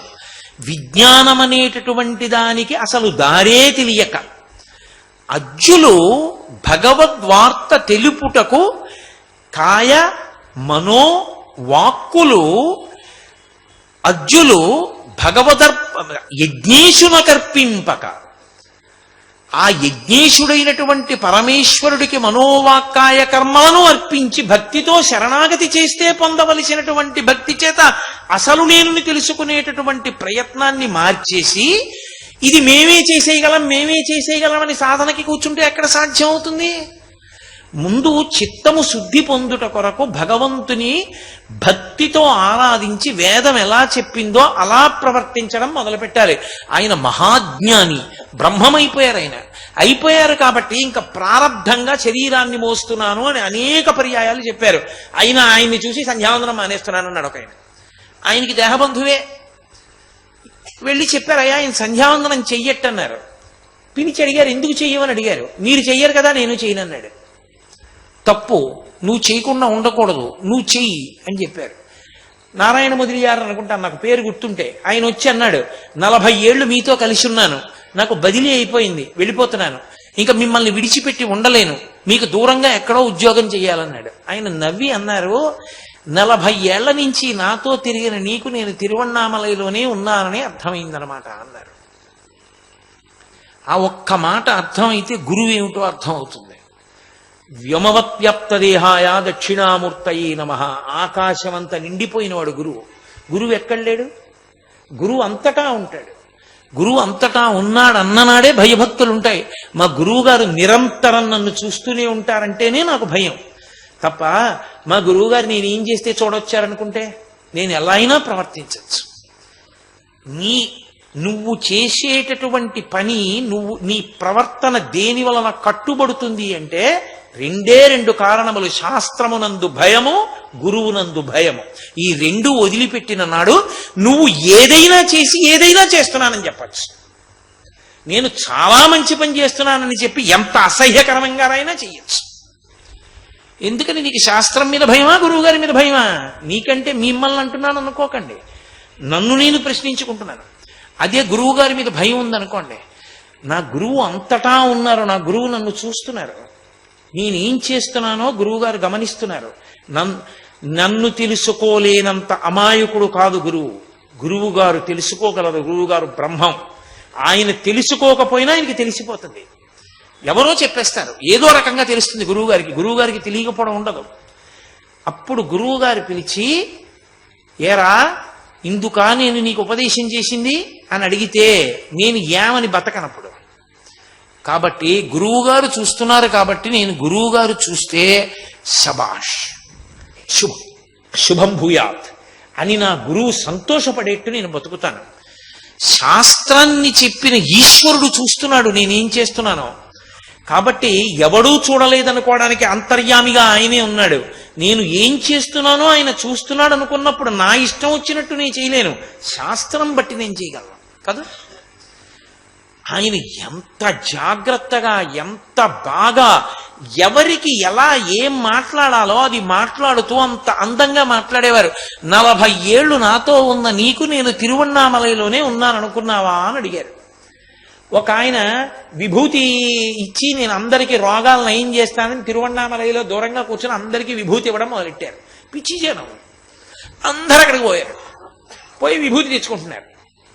తెచ్చుకుంటుంటే రమణ మహర్షి అడిగారు ఒకసారి, ఏమిటది అందరూ ఏమిటి తెచ్చుకుంటున్నారని అడిగారు. అడిగితే ఎవరో వచ్చాడు, ఒక సాధువు, ఆయన ఏదో విభూతి ఇస్తున్నాడు, ఆ విభూతి తెచ్చుకుంటున్నారు, రోగాలు పోతాయిటన్నారు. ఆయన అన్నారు, చాలా అదృష్టం, చాలా సంతోషం. ఆయనకి అప్పుడు పక్కన ఉన్నటువంటి పరిచారకులు నూనె రాస్తున్నారు కీళ్ల నొప్పులకి. ఆయన అన్నారు, ఇప్పుడు మన దగ్గరికి వచ్చి చూస్తే వీడి కీళ్ల నొప్పులు వీడే తగ్గించుకోలేని వాడు వీడు మనకేం ఉపకారం చేస్తాడని మన దగ్గరికి అసలు రారా, విభూతి ఆయన దగ్గరికే పోతారు. ఎంత ప్రశాంతం, ఎంత సంతోషం. కాబట్టి అలాంటి వాళ్ళు ఉండవలసిందే అన్నారు. అది అంతేకాని జనం వస్తున్నారా, జనం పోతున్నారా, నా దగ్గర ఉన్నారా, ఇంకోటి దగ్గరికి పోయారా, ఇవన్నీ చూసుకున్నవాడు, ఇంత పిచ్చి పెట్టుకున్నవాడు వాడే నిలబడతాడు గురు పదవిలో. అడుగడుగునా జారిపోతాడు తప్ప. సంఘము ఎంత తెంచుకున్నాడో వాడు గురువు. ఆ స్థాయిలో నిలబడిన మహాపురుషుడైన ఒక్క మాట నోటితో మాట్లాడితే అందులో సందేశం ఉండేది. అసలు సూరినాగమ్మ గారి లేఖల దగ్గర నుంచి, కృష్ణ భిక్షువు పుస్తకం దగ్గర నుంచి, మీరు రమణ మహర్షి జీవితం మీద ఏ పుస్తకాలు చూస్తున్నా ఆశ్చర్యపోయేటట్టుగా ఉంటాయి ఆయన మాటలు. ఏ మాట మాట్లాడినా అలాగే మాట్లాడతారు. అంత అద్భుతంగా ఉంటుంది సందేశాత్మకంగా. అంతటి మహానుభావుడు ఆయన. ఈ లోకానికి శాశ్వతంగా అందించారు కొన్ని. ఆయన మాట్లాడినప్పుడు ఆ మాటలు వినేటటువంటి భాగ్యానికి నేను నోచుకోలేదు. మీలో కొంతమంది పెద్దలు నోచుకుని ఉండొచ్చు. అందుకే నేను అందరినీ ఓ గాట కట్టి మాట్లాడటలేదు. నేను వినలేదు ప్రత్యక్షంగా. ఆయన మాట్లాడుతున్నప్పుడు వినే భాగ్యాన్ని నేను పొందలేకపోయాను. అందుకని అలాగే పరమాచార్య స్వామి వారి దర్శనం చేసుకునే భాగ్యాన్ని నేను పొందలేకపోయాను. కానీ ఆయన లోకానికి ఎప్పటికీ కూడా సందేశం మిగిలిపోవాలని అందించినటువంటి అద్భుతమైన గ్రంథాలు ఎన్నో ఉన్నాయి. అటువంటి వాటిల్లో 2 పుస్తకాలు మాత్రం ప్రతి వాళ్ళ దగ్గర ఉండాలి. ఒకటి ఉపదేశసార, 2 అరుణాచల అక్షర మణమాల అంటుంటారు, మణిమాల. ఒకదాని ప్రయోజనం ఏమిటి అంటే ఉపదేశము అన్న మాటకు అర్థం ఏంటంటే అంటే దగ్గరగా అని. ఉపదేశం ఎవరు చేస్తారంటే గురువు గారు చేస్తారు. జ్ఞానము కలిగినటువంటి వాడు కాబట్టి మనిషి మనసు మారి భగవంతుడికి దగ్గరవడానికి వీలుగా పెద్దలైన వారు చెప్పినటువంటి మాటలన్నీ ఉపదేశములే. శంకరులు చెప్పినా ఉపదేశమే, పరమాచార్య చెప్పినా ఉపదేశమే, భారతీ తీర్థస్వామి చెప్పినా ఉపదేశమే, షిరిడి సాయిబాబా గారు చెప్పినా ఉపదేశమే, లేకపోతే వివేకానందుడు చెప్పిన ఉపదేశమే, రామకృష్ణ పరమహంస చెప్పిన ఉపదేశమే. పెద్దలైన వారు మహాత్ములైన వారు చెప్పిన మాటలు ఉపదేశములు. ఆ ఉపదేశములన్నిటి సారమే ఇది. అంటే నేను కొత్తగా ఏమీ చెప్పట్లేదు, అందులో ఉన్నదే మళ్ళీ చెప్తున్నాను, ఆ సారమును అందిస్తున్నాను మీకు అని ఆయన ఇచ్చారు ఉపదేశ సారము అని. అది ఎన్ని భాషలలోకో తర్జుమా అయింది. అటువంటి ఉపదేశ సారము అన్న పుస్తకం ఒకటి. అది కొంచెం జాగ్రత్తగా పుస్తకాన్ని విచారణ చేసి అందులో చెప్పబడిన ప్రతి శ్లోకాన్ని బాగా విచారణ చేసి మనసుని పట్టించుకుని సాధన చెయ్యాలి.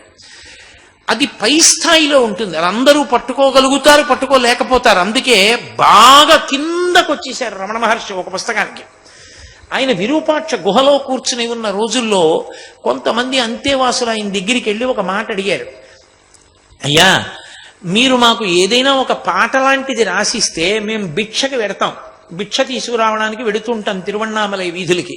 అప్పుడు లేదా గిరి ప్రదక్షిణం చేసుకునేటప్పుడు ఆ పాటలు పాడుకుంటూ వస్తాం. కాబట్టి ఆ పాటలు పాడుకుంటూ రావడానికి మాకు ఏదైనా పాట రాసి ఇవ్వండి అని అడిగారు. ఆయన అన్నారు, కొత్తగా నేను రాయడం ఎందుకు, ఎన్ని పాటలు లేవు భగవత్పరంగా, అవు పాడుకోండి అన్నారు. కాదు కాదు, మీరు వ్రాసి ఇవ్వండి అన్నారు. ఆయన ఆ సమయంలో గిరి ప్రదక్షిణం చేస్తుంటే ఈయన నోటి వెంట వస్తుందేమోనని తెల్ల కాగితాలు పెన్సిలు పట్టుకు బయలుదేరారు. బయలుదేరితే ఆయన ఒక చోట కూర్చుని అరుణాచలం వంక చూసి, అరుణాచలం వంక చూడడం అంటే పరమేశ్వరుడి వంక చూడడం, చూసి ఆయన ఒక్కొక్క శ్లోకం రాశారు. ఆయన వ్రాస్తున్నప్పుడు అది తమిళ భాషలో వ్రాశారు. అది వ్రాస్తున్నప్పుడు ఆనందంతో ప్రేమతో ఆయనకి కళ్ళంబట బొట్ట బొట్ట బొట్ట బొట్ట ధారల కింద నీళ్లు పడిపోయి కాగితాల మీద ఆ కళ్ళకి నీళ్లు చిప్పిల్లిపోవడం వల్ల కనపడేది కాదుట. మళ్ళీ తుడుచుకుని మళ్ళీ రాస్తుండేవారు, మళ్ళీ నీళ్లు కారిపోతుండేవి. వెంటనే పక్కన ఉన్నటువంటి వాళ్ళు వాటిని వ్రాశారు. అలా ఆయన 108 శ్లోకములను ఇచ్చారు. దాన్ని అరుణాచల అక్షర మణిమాల అనండి అంటారు. అది దానిలో ఉన్న గొప్పతనం ఏమిటంటే ప్రేయసి ప్రియుల మధ్య ఉండేటటువంటి పాటగా ఉంటుంది, శృంగార రసంగా ఉంటుంది, లోకంలో ఒక మర్యాద ఉంటుంది. సాధారణంగా సాధు పురుషుల నోట్లోంచి వచ్చేటటువంటి మాటలన్నీ కూడా మనం భగవంతుణ్ణి చేరుకోవడానికి మార్గాన్ని సుగమం చేస్తాయి. నేను మీకు ఉదాహరణ చెప్పాలంటే శంకరాచార్యులు వారు సౌందర్యలహరి చేస్తూ ఒక మాట అన్నారు, మధుక్షీరద్రాక్ష మధురి మధురీణాః ఫణితయః అన్నారు. శరజ్యోత్స్నా శుద్ధాం శశియుత జటాజూట మకుటాం వరత్రాసత్రాణ స్ఫటిక గుటికా పుస్తకరాం సకుర్ణత్వా నత్వా కథమివ సతాం సన్నిధదతే మధుక్షీరద్రాక్ష మధురి మధురీణాః ఫణితయః. సాధు పురుషులైనటువంటి వారు సకృన్నత్వానత్వ ఒక్క మాట నమస్కారం చేసిన సరస్వతీదేవి ఎటువంటి కృప ఇస్తుందంటేట, వారి నోటి వెంట వచ్చేటటువంటి మాటలు మధు క్షీర ద్రాక్ష. మధు అంటే తేనె, తేనె పాలు ద్రాక్ష పండ్లు ఇవి ఎలా ఉంటాయో అంత చక్కటి రుచికరమైనవై మనని భగవంతుని వైపుకి నడిపించడానికి కావలసినటువంటి సమర్థతని ఇవ్వగలిగినటువంటివై, పోషక శక్తిని ఇవ్వగలిగినటువంటి మాటలై ఉంటాయిట. అది సాధారణమైనటువంటి సాధు పురుషులు ఇచ్చేటటువంటి మాటలు.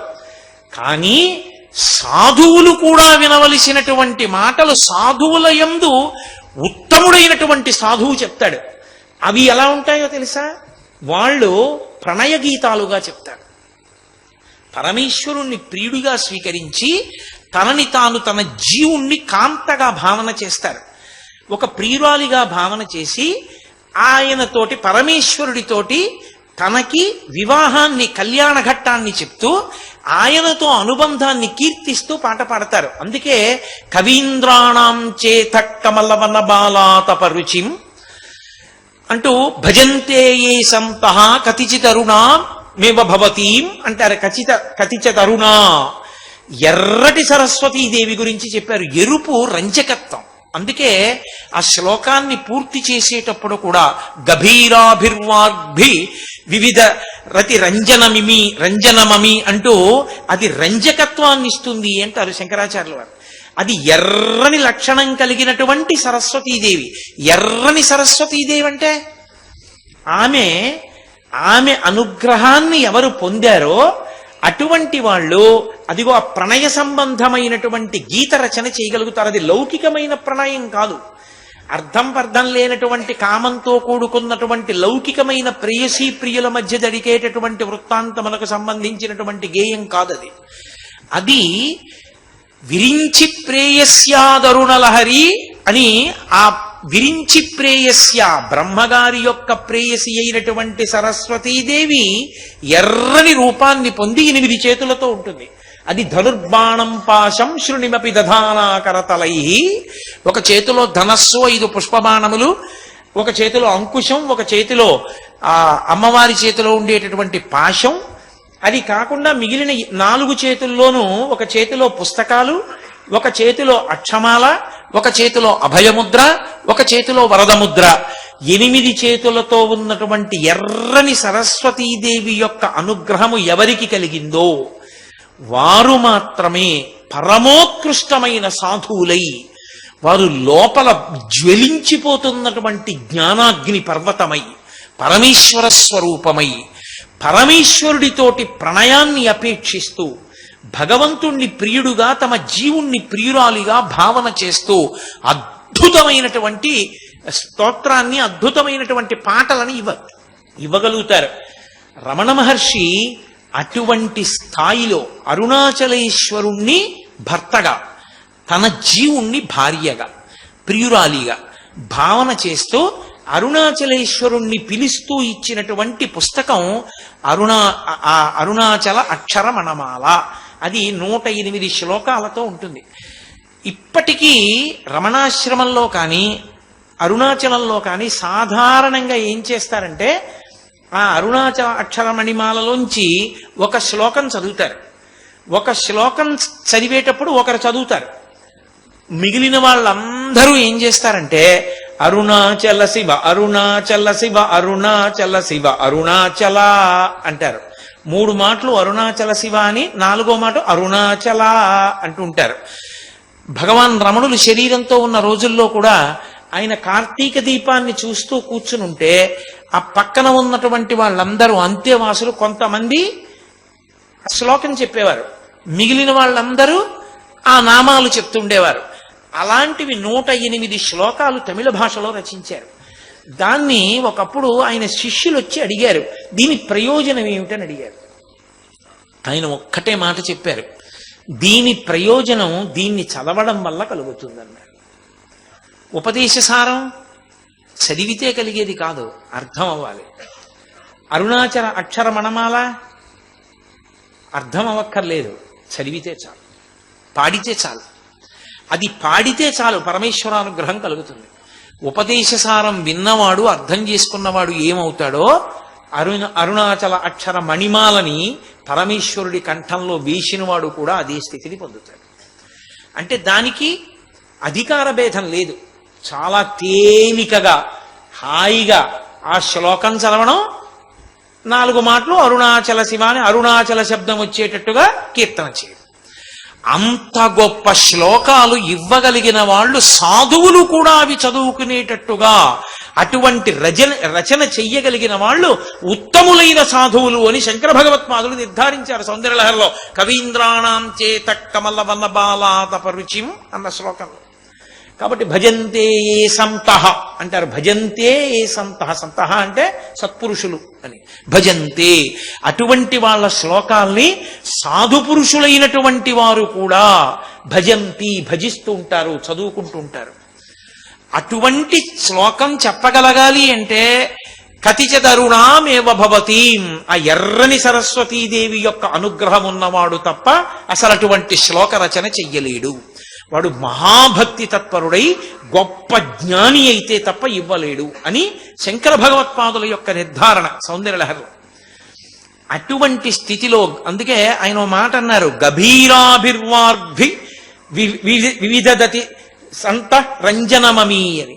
అది ఎంతటి రంజకత్వాన్నో ఇస్తుంది అంటే ఎంతగానో ఆ శ్లోకాలు చదువుకుంటే చాలు, అవి పాడుకుంటే చాలు పరవశించిపోతారు అన్నారు.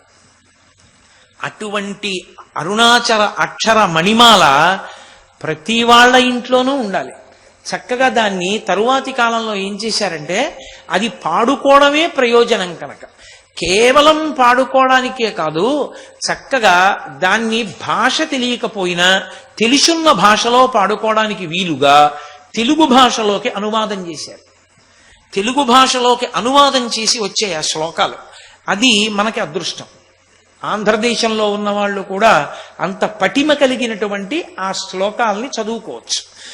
కాబట్టి రమణులు గొప్ప సద్గురువు, పరబ్రహ్మస్థితిని పొందినటువంటి మహాపురుషుడు.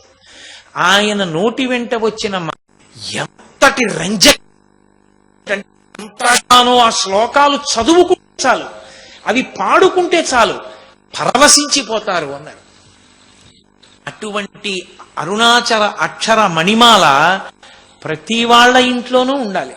చక్కగా దాన్ని తరువాతి కాలంలో ఏం చేశారంటే అది పాడుకోవడమే కేవలం పాడుకోవడానికే కాదు, చక్కగా దాన్ని భాష తెలియకపోయినా తెలుసున్న భాషలో పాడుకోవడానికి వీలుగా తెలుగు భాషలోకి అనువాదం చేశారు.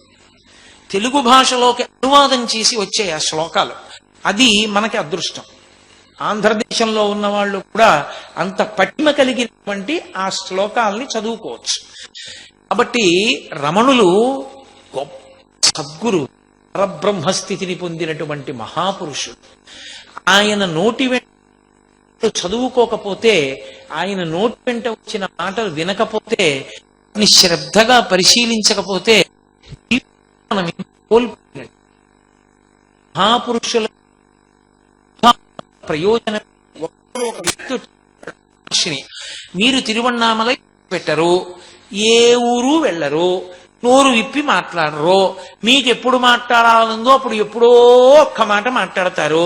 అదృష్టం సూర్యనాగమ్మ గారు వెంటనే రాశారు కాబట్టి అందే అని ఆయన అనలేదనుకోండి, లేకపోతే అవేమవుతాయి, అందరికీ అందరూ ఏదో హాల్లో కూర్చున్న వాళ్ళు మాత్రం వింటారు. ఒక్కొక్కసారి హాల్లో కూడా ఆడవాళ్ళకి వేరే వరస ఉండేది. కొంచెం ఆలస్యమై సూర్యనాగమ్మ గారు వెనక్కి కూర్చుంటే ఆయన ఏం చెప్పారో ఆవిడికి కూడా వినపడక లేఖ అసంపూర్తిగా పూర్తి చేశారు. ఆవిడ రాసుకున్నారు, అన్నయ్య ఆడవాళ్ల వరసలో ఆలస్యంగా వెళ్ళడం వల్ల వెనక్కి కూర్చున్నాను, భగవానుల మాటలు నాకు సరిగా వినపడలేదు, వినపడిందే ఈ ఉత్తరంలో రాస్తున్నాను. అటువంటప్పుడు మీరు ఇక్కడ ఉండడం వల్ల ఏమిటి లోకానికి ప్రయోజనం అని అడిగారు. ఒక ఆయన వెళ్ళి అడిగాడు రమణుల్ని. అడిగితే నేను కోపగించలేదు. ఆయన అన్నారు, అసలు ఒక గురువు శరీరంతో ఉండడమే లోకానికి ప్రయోజనం. గురువుకి శరీరం మీద వ్యామోహం లేదు, అది పడిపోతుందని తెలుసు. గురువుగారి శరీరంతో లేడనుకోండి, చెప్పేవాడు ఎవడు? ఎప్పుడో అప్పుడు చెప్తాడు ఆయన, ఎప్పుడో అప్పుడు నోరు విప్పి మాట్లాడతాడు. అసలు గురువు శరీరం వదిలేస్తే ఇక చెప్పేవాడు లేడు. అప్పుడు లోకం అంధకార బంధురం అయిపోతుంది. రెండు, అంతటి సద్గురువు లోకంలో తిరుగుతున్నాడు అనుకోండి, ఆయన దీపస్తంభం. ఓ లైట్ హౌస్ ఉంటుంది, ఓడ వచ్చిందా రాలేదా వదిలేయండి, అది తిరుగుతుంటే పట్టణానికి అందం, సముద్రానికి అందం. ఒక్క మహానుభావుడు ఉన్నాడనుకోండి, ఆయన ఉన్నాడన్న కారణం చేత పరమేశ్వరుడు ప్రీతి చెంది ఉపద్రవాలు రాకుండా ఆపుతుంటాడు. ఉన్నాడు కదరా ఇంకా ఒక్కడు మహాభక్తుడని, ఆయన కూడా వెళ్ళిపోయాడు అనుకోండి, ఇక అంతటి పరమభక్తి తత్పరుడైన వాడు ఎక్కడుంటాడు? జ్ఞానిని మించిన భక్తుడు లేడని నేను మీతో మనవి చేస్తున్నాను కదా. అయినప్పుడు ఇంకా లోకానికి ఉపద్రవములు, సంకటములు ప్రారంభములు కావు. కాబట్టి ఒక గురువు నోరు విప్పి మాట్లాడా మాట్లాడలేదా అన్న దాంతో సంబంధం లేదు. గురువు శరీరంతో ఉండడమే మహోపకారం కాదు. ఇవాళ రమణులు శరీరంతో లేరు, పరమాచార్య శరీరంతో లేరు, చంద్రశేఖర భారతి శరీరంతో లేరు. ఆ మహాపురుషుల గురించి చదివినప్పుడు మనకేమనిపిస్తుంది? ఒక్కసారి వెళ్ళి చూడాలనిపిస్తుంది. ఏది ఆ అవకాశం? వెళ్ళి చూడగలమా? చూడడం కుదరదు. అదే ఆ మహాపురుషుడు ఉన్నాడనుకోండి చాలు, ఆయన దర్శనం చాలు. ఆయన దర్శనం చేసిన వాళ్ళు ఎందరో వాళ్ళ నోటి వెంట వచ్చిన మాట ఒక్కటే, పోతపోసిన బంగారు విగ్రహం, ఏమి తేజోమూర్తి, అంతే, ఇంకో మాట లేదు. అద్భుత తేజస్సు అనేవారు. అంతే. గురువుకుండే ఐశ్వర్యం అదొక్కటే, ఆ తేజస్సు. ఎందుకని? నిరంతరం భగవదోపాసన చేసి చేసి చేసి చేసి ఆ తేజస్సుని పొందుతాడు. అటువంటి తేజోమూర్తి ఉన్నాడు కాబట్టి దేశానికి పేరు, లోకానికి పేరు. ఒక్క రమణుల పేరు చెప్పి పాల్ బ్రాంటన్ రాసిన పుస్తకాల వల్ల ప్రపంచమంతా లేచి నిలబడి నమస్కారం చేసింది. నా జీవితంలో యథార్థంగా జరిగిన సంఘటన ఒకటి మీకు చెప్తాను. శేషగిరిరావు గారని ఎంబీఎస్లో ఆఫీస్ సూపరింటెండెంట్గా ఉండేవారు మా పినమామ గారు.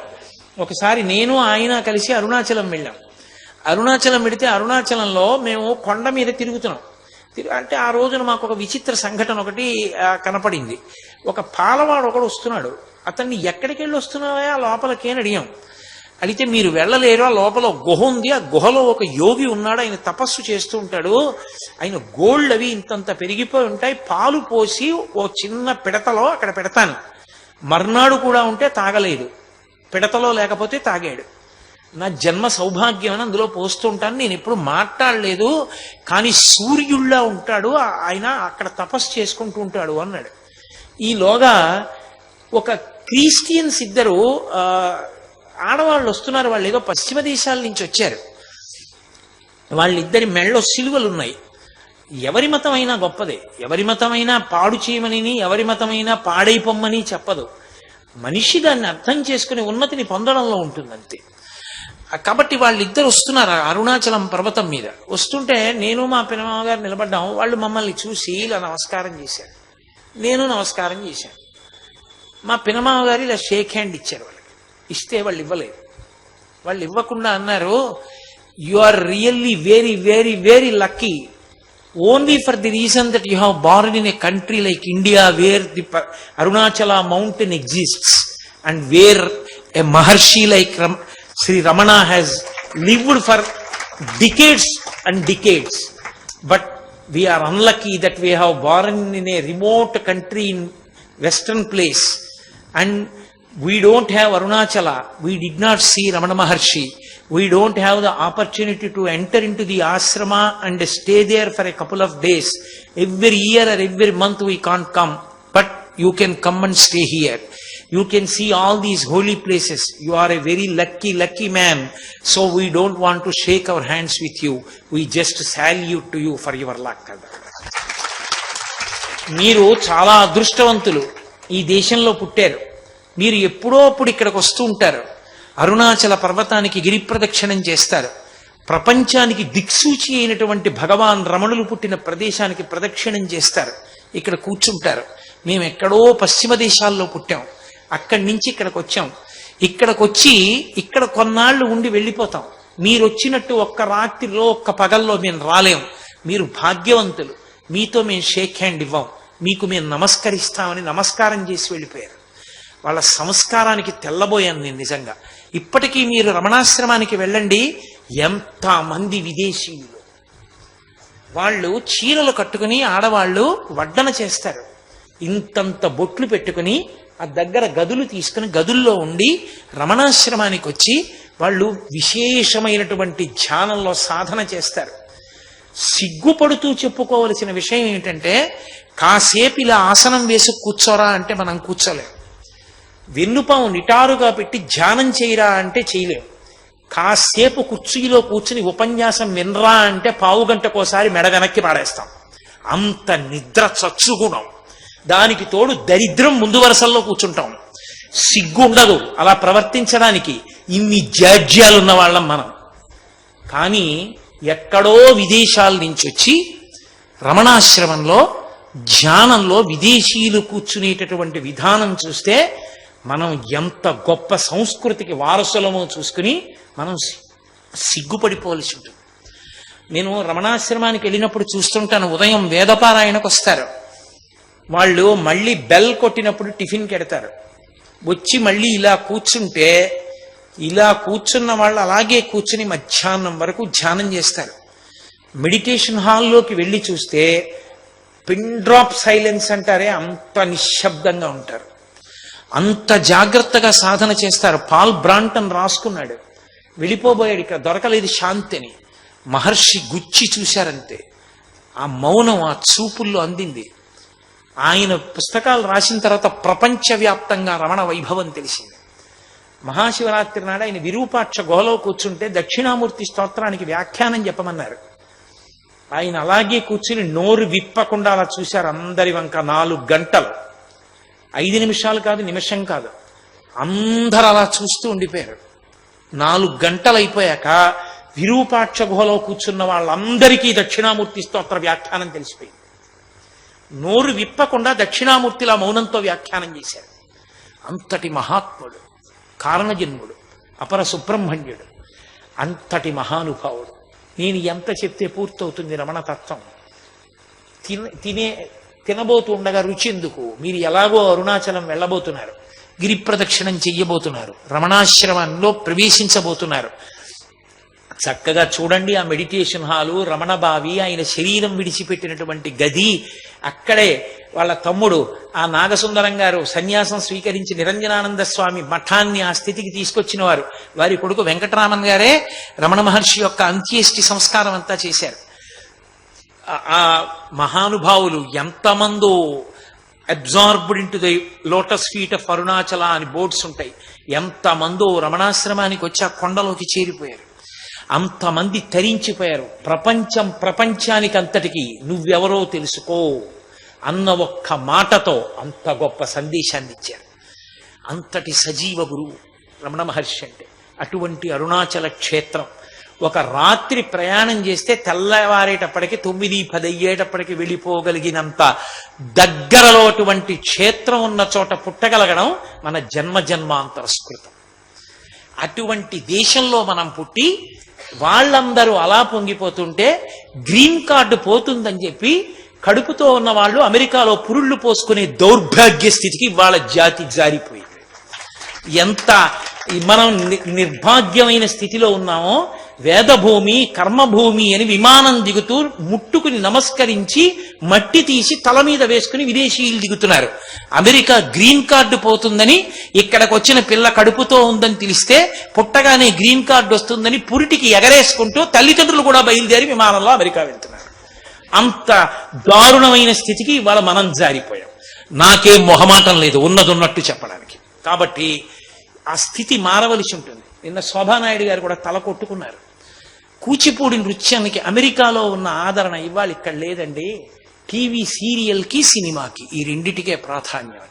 అంతటి కళాకారిణి ఆవిడే అంత ఆవేదన చెందారంటే భారతీయ సంస్కృతి పాడైపోతోందని అంత ఆర్తి చెందుతున్నారంటే దానికి పరిష్కారం ఒకటే. మన పిల్లలతో అరుణాచలం వెళ్ళడం, భగవాన్ రమణుల యొక్క ఆ అధిష్టానాన్ని చూపించడం, ప్రదక్షిణం చేయడం, వాళ్ళకి ఆ వైభవం అంతా వివరించి చెప్తే మళ్ళీ మన జాతి సంస్కృతి ఉద్దీపనమై అందరం పూర్వ వైభవాన్ని పొందగలిగినటువంటి స్థితిని చేరుకుంటాం. భగవాన్ రమణుల యొక్క పరిపూర్ణమైనటువంటి అనుగ్రహ ఆశీస్సులు సమస్త కాలముల యందు మనందరికీ ఉంటాయి.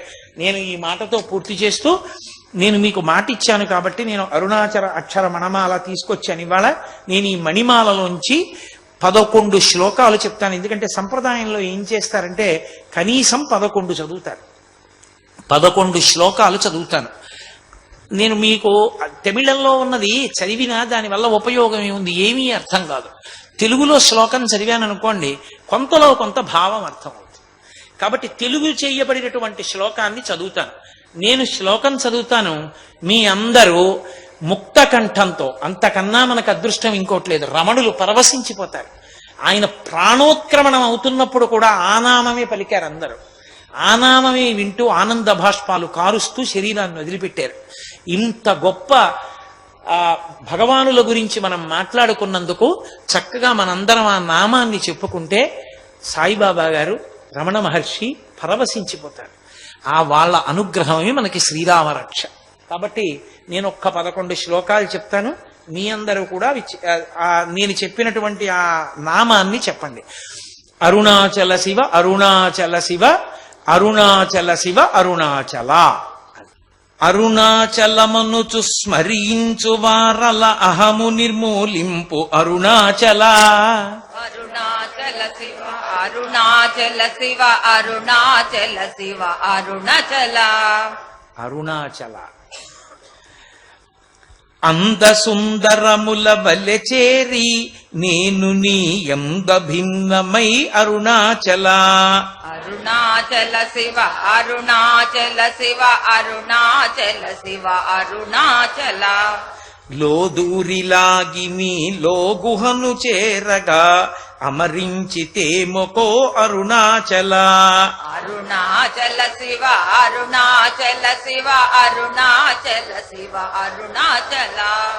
ఏరికై ఏలితివి నీవిట్లు విడచిన అఖిలంబు నిందించు అరుణాచల. అరుణాచల శివ అరుణాచల శివ అరుణాచల శివ అరుణాచల. ఈ నింద తప్పుకో నిన్ను తలచుట మాని ఎవరు చేజార్చుకుందురు అరుణాచల. అరుణాచల శివ అరుణాచల శివ అరుణాచల శివ అరుణాచల. అంటే అరుణాచలేశ్వరుడు రమణుల యొక్క జీవుడనేటటువంటి కాంతని తన గుణముల చేత బలవంతంగా ఆకర్షించి తనదానిగా చేసుకున్నాడు. ఇప్పుడు నన్ను పరాయి వాళ్ళు తీసుకెళ్లిపోతే అరుణాచల నీ పుంస్త్వానికి నువ్వు పురుషుడు అన్నదానికి పౌరుషం ఎక్కడిది, కాబట్టి నన్ను నీదానిగానే ఉంచుకో అంటే ప్రేయసీ ప్రియులులా అంత స్వతంత్రంగా కీర్తించారు. అద్భుత కవిత్వం అంటారు దాన్ని.